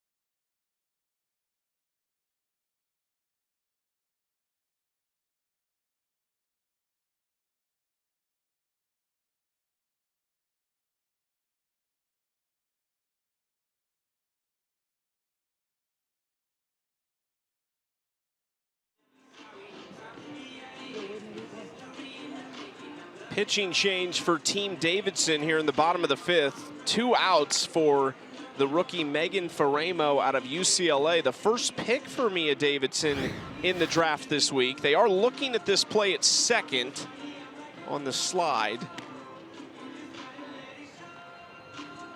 We were talking in the break, Amanda, just Tori seems like she might not be on the base at one point, and the question is Sierra's glove still on her leg? It's so hard to see to me.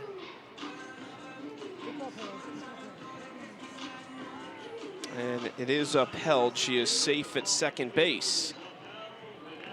So now Faremo enters, 3-2 on the season, a 2.51 ERA. Maybe a little surprised. We haven't seen her much. She started game 1.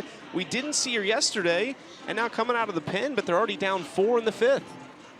Yeah, if you would have told me before the weekend started that going into Sunday, we would only see Rachel Garcia and Megan Faremo throw a combined 6 innings, I would not have believed you. That's where we're at. They've not been used as much this weekend, giving them a little bit of rest, and Megan Faremo comes in down by 4 runs late in this game, her best draft pick. Faremo has been super impressive in her rookie season out of UCLA, where she was outstanding. Misses just inside to Sydney Romero. Trying to add to their total right now. 2 runs in the 4th. Those were the big ones to get the 40-inning win points. 2 runs in the 5th. And trying to add to that. Strike 1 to Romero.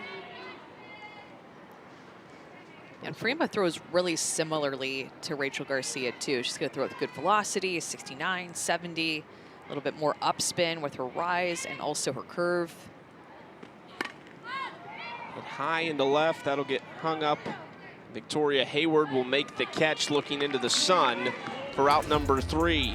Back-to-back RBI doubles for Edwards and Vidalis. Team Ortez, 10 more inning win points.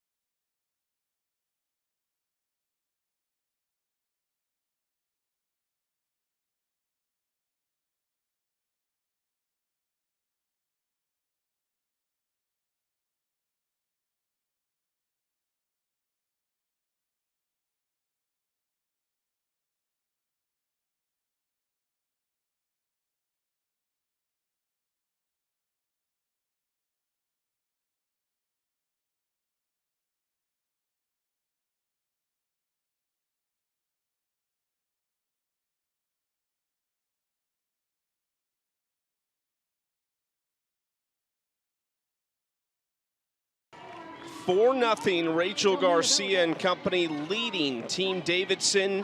50 inning win points belong to them. It has been a vintage performance for Rachel Garcia today. Yeah, she's taken over this game in a way that really only somebody like Rachel Garcia can. In the circle with 5 strikeouts, getting the start, using her rise ball and her off-speed pitch, and then, as if that wasn't enough to give a quality start to Team Ortez, she is the one that broke this game open, a 2-run home run to give Team Ortez the lead. At this point, they've extended that lead even further. She's taken over this game now.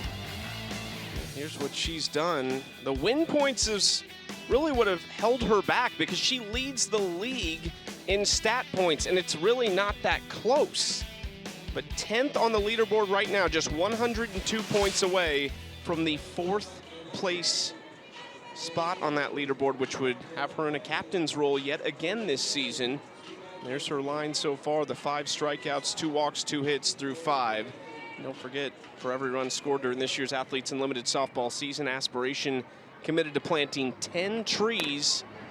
Rachel Garcia has not been great for that in the pitcher's circle, but she's helping out with the bat. And there's 1 pitch, 1 out to retire Sierra Romero. Well, and somehow Rachel came into this game for this weekend in week 4, only 4 at-bats and 2 innings pitched entering Sunday. Didn't play yesterday. And here she is. You saw the +4 right there. That moves her to 98 points out of 4th place. Everybody chasing Odyssey. Bubba Nichols will get a great chance in this next game to close that gap between 2nd and 1st. Mia Davidson, still work to do for her if she wants to be a captain next week. Needs to help her team mount a comeback.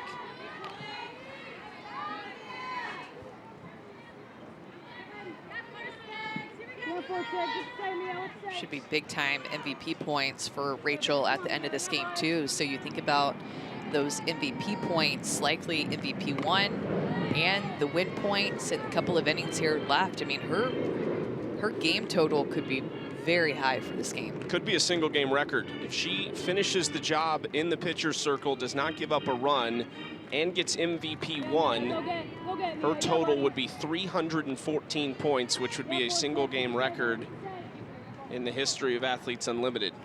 Look at those points right now for Garcia.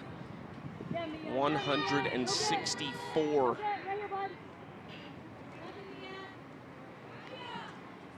One-two to Davidson. She got her again. That's so many times that Rachel Garcia has hit poor Mia Davidson. Ugh. Oh man. Well, speaking of getting hit a few times, NFL preseason game, our only one tomorrow night. Ravens taking on the Commanders, 8 Eastern, 5 Pacific on ESPN and ESPN Deportes. Joe Bach and Troy Aikman on the call. Lisa Salters on the field. John Perry taking care of any rules analysis. Coverage beginning at 7 Eastern, 4 Pacific. The special edition of Monday Night Countdown. Super Bowl pick. Who you got? There's only one right answer. Yeah, I was going to say Chiefs. There you go. Thank you. But really, it's because I don't know anything about this upcoming season. I need to go to school on it, but can't go wrong with the Chiefs, like you can't go wrong with the Astros and MLB. So. Okay, all right.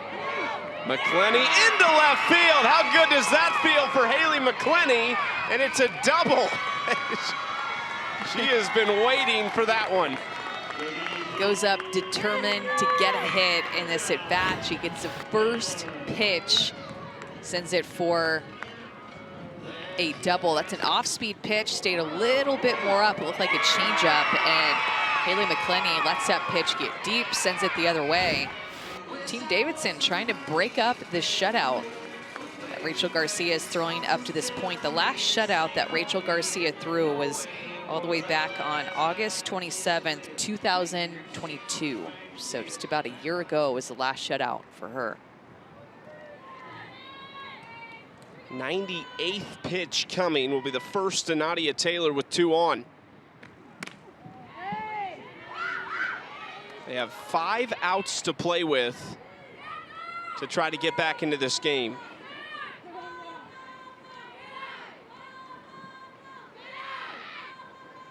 One 0 to Nadia. Inside, let's go down to Savannah with more on Haley McClenny.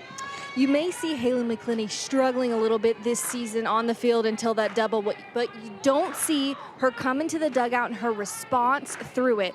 She collects herself, and she is the first person to cheer on her teammates, and you see that the way they respond to her, because even in those tough moments, she cheers for them. And Nadia Taylor bringing McClenny around from second. A 2 RBI double for the veteran.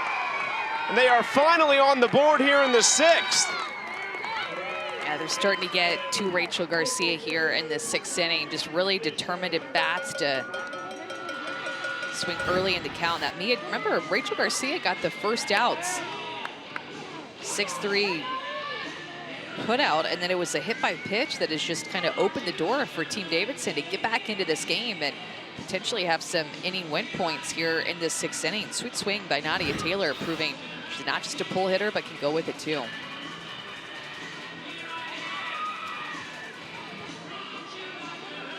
Tying run coming to the plate. Nadia Taylor going to get pinch ran for. Mariah Masson, who thought her day was done, is headed to second base. She's going to run. And this is, let me see, we might have a pitching change. Let's see, there's a conversation right now. I think there is, actually. Trying to find the best, most worn-in softballs, probably. Those new pearls are just not where you want to be. We're just fresh out of the packaging, and it's slippery. It's especially on a hot day like this, where your hands are a little sweaty in general. You want a little worn-in ball. Everybody getting everything straight right now in the lineup cards. Aaron Dixon and Faith Canfield are 2 facilitators in this game. Canfield, who was elevated to a full-time assistant at Michigan this summer after spending the last 2 as a volunteer assistant for that program, along with another Athletes Unlimited former player, Amanda Chittister, on that staff.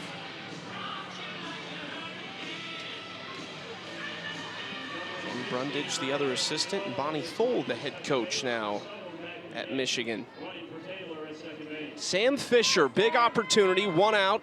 She is the tying run, and she just took a home run swing through that pitch for strike 1. Good pitch right there by Garcia. The 2 doubles in this inning have been opposite field hits off of her by McClenny and then Taylor. So she's going to go hard into Sam Fisher, not let her get her hands extended after those oppo field doubles.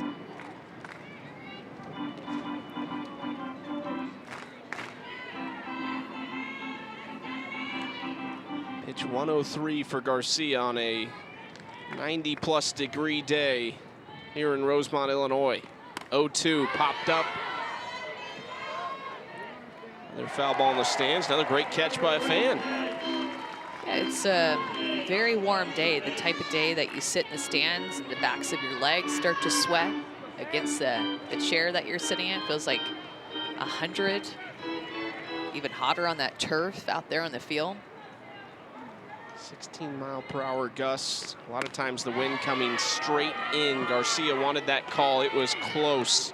Everybody just can't believe it. That should have been strike 3. She knows it too. That was such a good pitch. Just set up that pitch. Hard up and in, then low and away with the curveball right at the knees. That actually wasn't as far out as Taylor Edwards wanted it, but she gets there anyway with the rise ball. Popped at 72 miles per hour there. A little extra from Rachel. Goes right back to that rise ball. Got Sam Fisher on that pitch for, I think all 3 strikes were a well-located rise ball up and in her hands in that AB.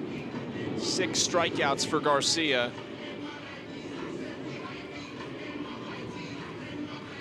Pinch hitter here for Maddie Husky. One rookie for another. Frankie Hamoudi will step in. Still looking for her first career hit.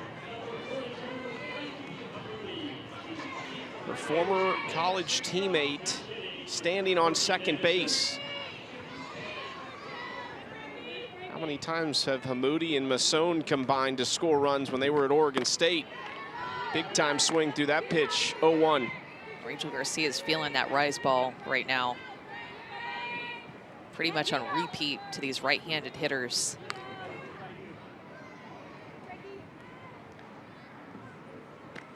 Hamoudi fouls it off, 0-2. Pinch hits have been very hard to come by this season. Just 3. Pitch hitters are 3 for 20 this season. Like a couple have been this weekend too. I think we came into the weekend with maybe just 1.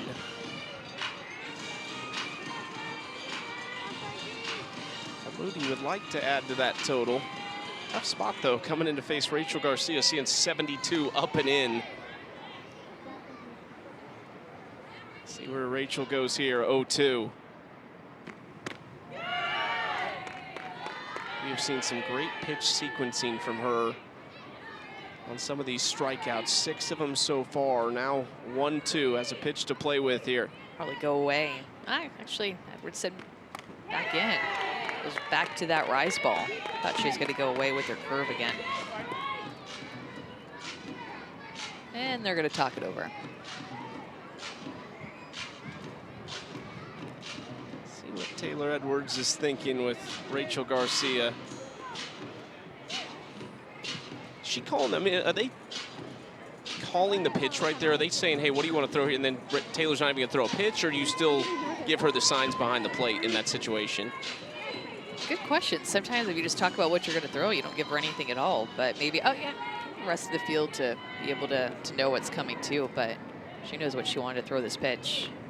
Goes to the curveball. Got her looking. Oh, I thought she was going to get the call again.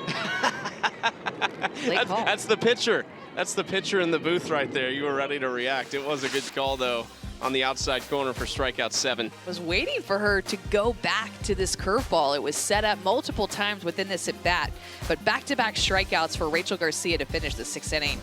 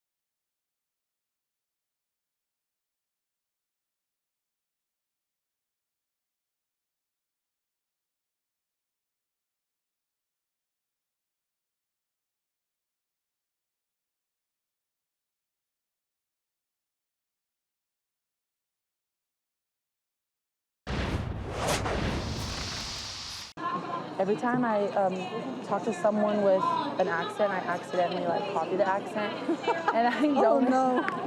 I don't want them to think I'm a weirdo. Hey, let's hit, hey, let's hit, hey, wanna hit. We have Rach, Jazz, and then Muffley. Rachel, we're gonna beat in. You gotta go in and low. You're right. And then we can stay way out, and then dump and change, stuff like that. Let's do it. Here we go. Yeah, can't wait to see if they follow through with this plan to go hard in and low to Rachel. And then if they go outside, it's going to be way out. And Mia Davidson said at some point we're going to dump in a change. So let's see. How big of an adjustment is it for some of these players not having a coach to necessarily deliver the scouting report and having to do so much of that on your own? Is that, I mean, you feel like that's a difficult adjustment? Yeah, I think it's a big adjustment. Just like same of doing your workouts and figuring out what you want to do in your bullpens and playing out the entire week, playing out the pitch calling too, and any mechanical adjustments. It could be a little bit freeing sometime in the same sense though of you just get to do your own thing, think for yourself, but you let that help. I mean, somebody like Lonnie Alameda, who's out in the players suite in left field, get coached up and loved up by her as a pitcher. Garcia deep to right center field. Husky there and makes the catch. There's that changeup. They bring in that changeup, dump it in, and it ends up being the out pitch for her. Still a well-hit ball, but Yakkertech tells us without the wind, that would go 230 feet to dead center field. Let's go down to Savannah with more on Megan Faremo. Well, this Purple Squad came into today's game with inning goals for each pitcher. It's why we've seen so much of their staff. And something about Megan Faremo, when she knew her number was going to be called, she just stood right there in front of the blue lineup card in the dugout, talking to herself through each batter. That's how prepared she comes into every game, no matter if it's week 1 of the season or week 4. She's still gaming, still planning. She is one to watch, I think, as this final week unfolds and then in future seasons. She is the ultimate competitor. I think she's got her eyes on the top spot. Well, she just doesn't take anything for granted. Rolls that into Jazz Jackson, a 2-1 count here. Jazz 0 for 1 with a walk. 10 inning win points on the line after Team Davidson played at 2 in the 6th. Cut that lead in half and giving themselves a very real opportunity with 9-1-2 coming to the plate in the top of the 7th. Jasmine Jackson trying to keep things going here for Team Urtez. And there it is. Base hit in the left center field. Jazz makes the turn. She's going to go for it, and she's in the second with a double. Turn on the Jets around first. You'll experience the action of AU softball in person here in Rosemont. Join us next Friday for 80s night. Games are at 4:30 and 7 Central. The first 250 fans in the ballpark will receive an exclusive AU Fanny Pack giveaway. Get your tickets now at auprosports.com/tickets. I feel like Fanny Packs have kind of made a comeback. Oh, yeah. And I don't know what the 80s were like, but I feel like they've certainly made a comeback. Yeah, especially in the past year.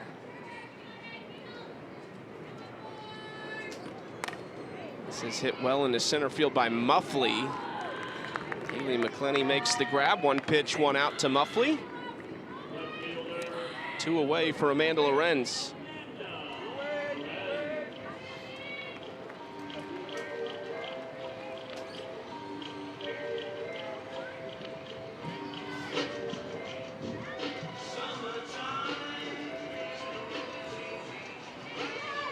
Amanda Lorenz 1 for 3 on the day. Struck out looking back in the 5th inning.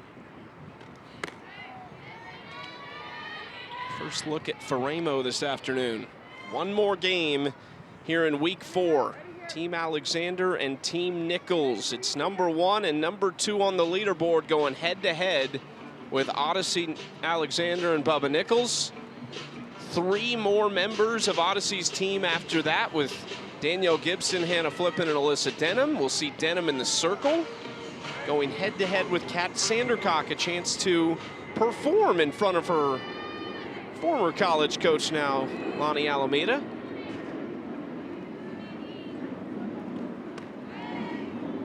Ball 2 to Lorenz.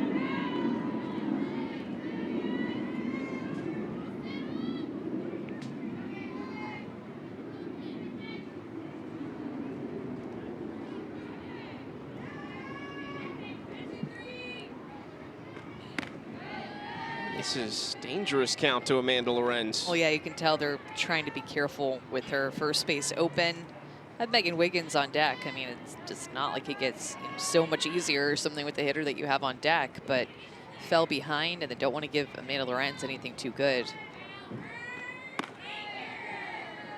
4-pitch walk around the zone, but not quite in it. And Lorenz on first and second.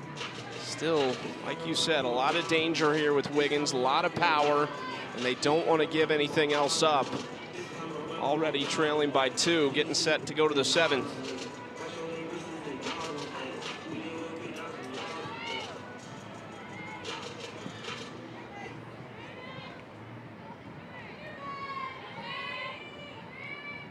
Amanda Lorenz in 31st. She has been one of the best hitters in the league this season. Surprising to see her there. Usually a top 10, top 12 finisher.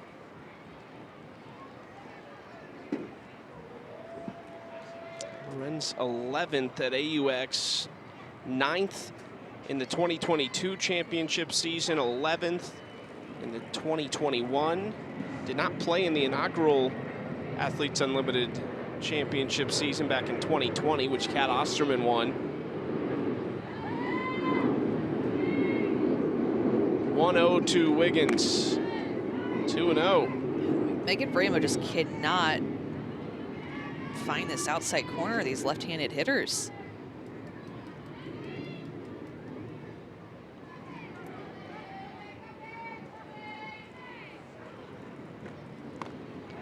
Go off speed and lost that one as well. 7 straight balls now. All of a sudden, just getting a little bit wild, uncharacteristic.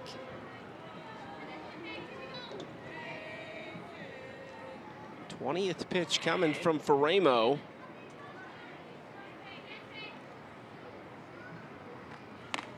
That misses. 8 straight balls, and the bases are loaded for the captain, Anissa Urtez. Quick word here from Aaron Dixon.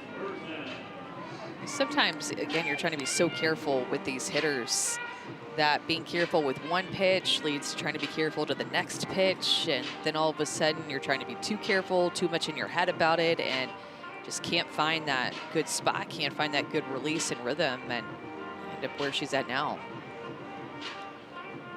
And Anissa Urtez coming to the plate, just 44 points out of 4th place. As far as the command for Faremo goes, it really hasn't been an issue. 9 walks and 39 innings pitched entering today.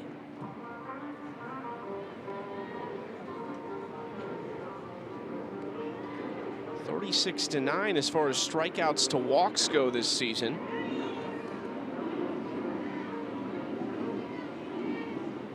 This could be the game right here. I mean, Anissa Urtez has a chance to break this open. There is strike 1, snapping a streak of 8 straight balls. Yeah, it's like Team Davidson worked so hard to break up the shutout, get those 2 runs on the board in the top of the 6th inning, answer back, and find themselves in a little bit of a jam, but still can get out of it. 1-1. It's a big miss. A lot of big misses in this inning. We're kind of used to Megan Faremo. When she's going, everything's close. She's tempting hitters every step of the way. Ground ball left side. Fisher has it, steps on third. No damage done. A double and a couple walks. But hey, Team Davidson is in this. 9-1-2 coming up. Bates, Hayward, Filler. We'll see if they can make a run.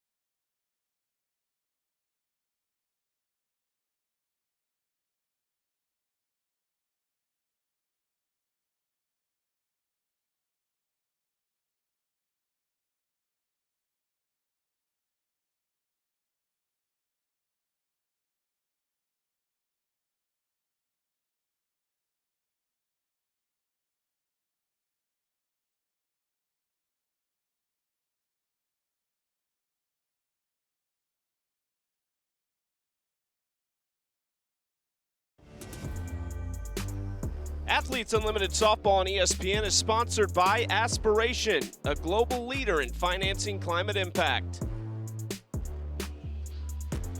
Some photos from week 4. It's been a good one. A lot of movement on the leaderboard, a lot of exciting moments. Team Alexander has been dominant. Team Davidson looking for a comeback here.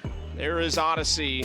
Will she wear the crown come next Sunday when we wrap things up with this 4th ever championship season? 4-2 Team Urtez leading Team Davidson.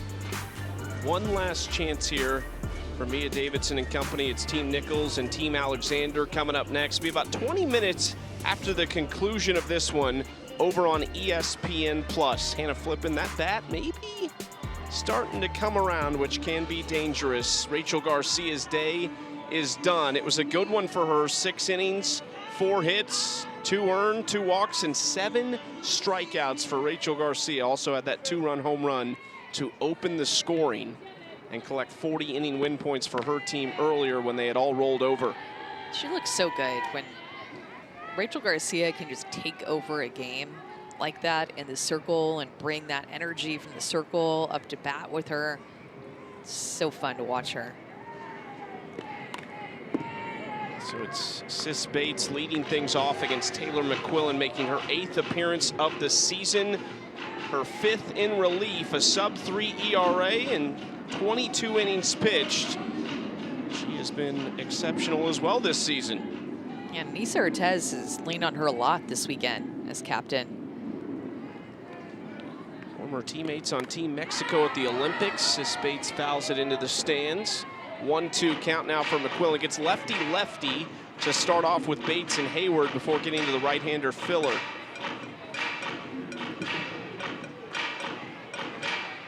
Hey.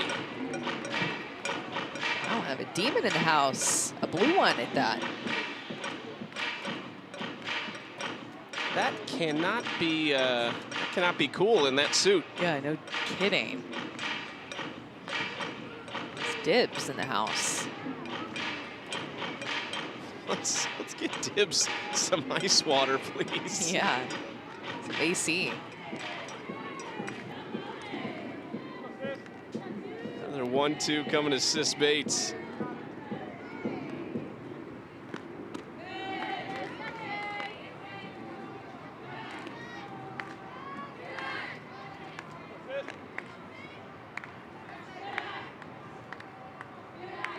Mia Davidson in 6th place right now, just 4 behind Denham. Foul back. It's somebody behind the plate.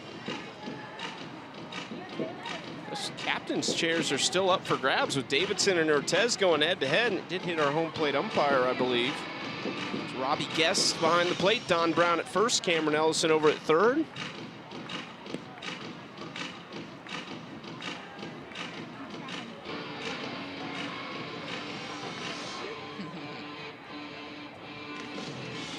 Our leaderboard. The winner of this one between Davidson and Urtez, a good chance that they would jump into the top 4, but still some things to be decided.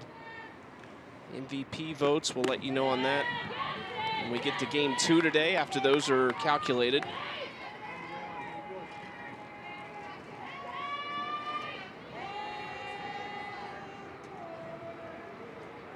Long at bat here for Bates. 7th pitch coming. Another foul ball. And you can tell too in just these games that are a little bit warmer out on the field, everything kind of takes a little bit longer. More time in between pitches, some more timeouts for just a breath and a second.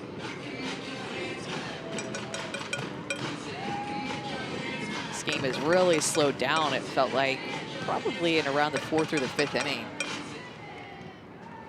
We were moving big-time pitchers duel. Garcia's home run changed that in the 4th. They got 2 more in the 5th, and Sis Bates with a fantastic at-bat to lead off the 7th inning as she walks against McQuillan on an 8-pitch at-bat.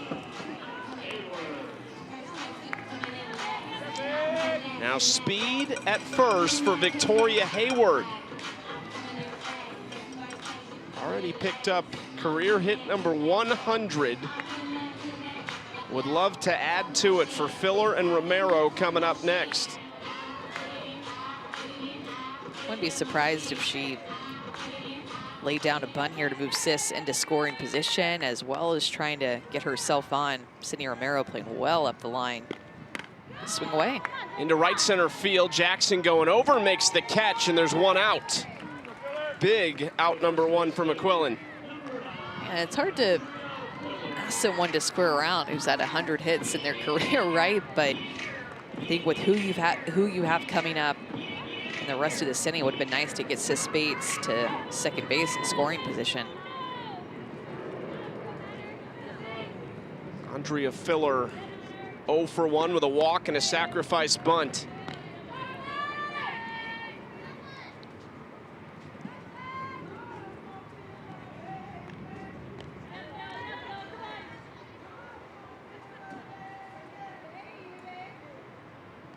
.1-0 from McQuillan.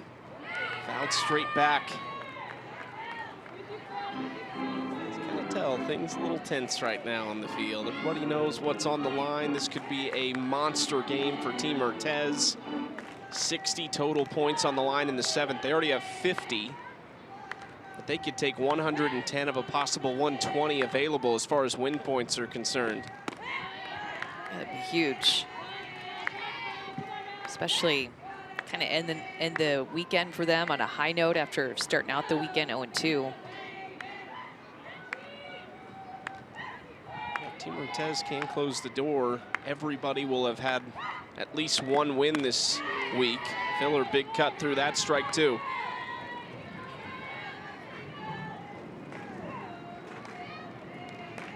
Eight-pitch walk for Sis Bates to lead it off. Victoria Hayward flied out on the first pitch she saw. Now Filler battling 2-2. Swings through it. Big emotion let out by her too on that last pitch to get the strikeout. Walks Sis Bates, walk the 9-hole, walk the leadoff hitter. Just a no-no in this game. But to get 2 quick outs after that, the 1 pitch out to Hayward and then the strikeout of Filler for the second out. That is a big pitch for Team Urtez. Last chance, Sierra Romero. Tying run. Hit her first home run of the season yesterday. That outside for ball 1. She is just 64 points out of first place, or excuse me, 4th place.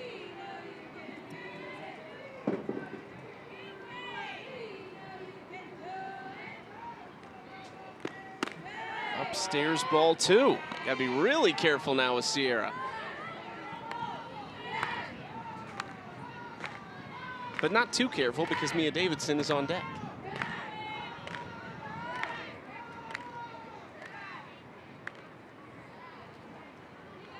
.2-0. Off speed, Sierra sat on it, but off the end of the bat, Jazz Jackson taking control.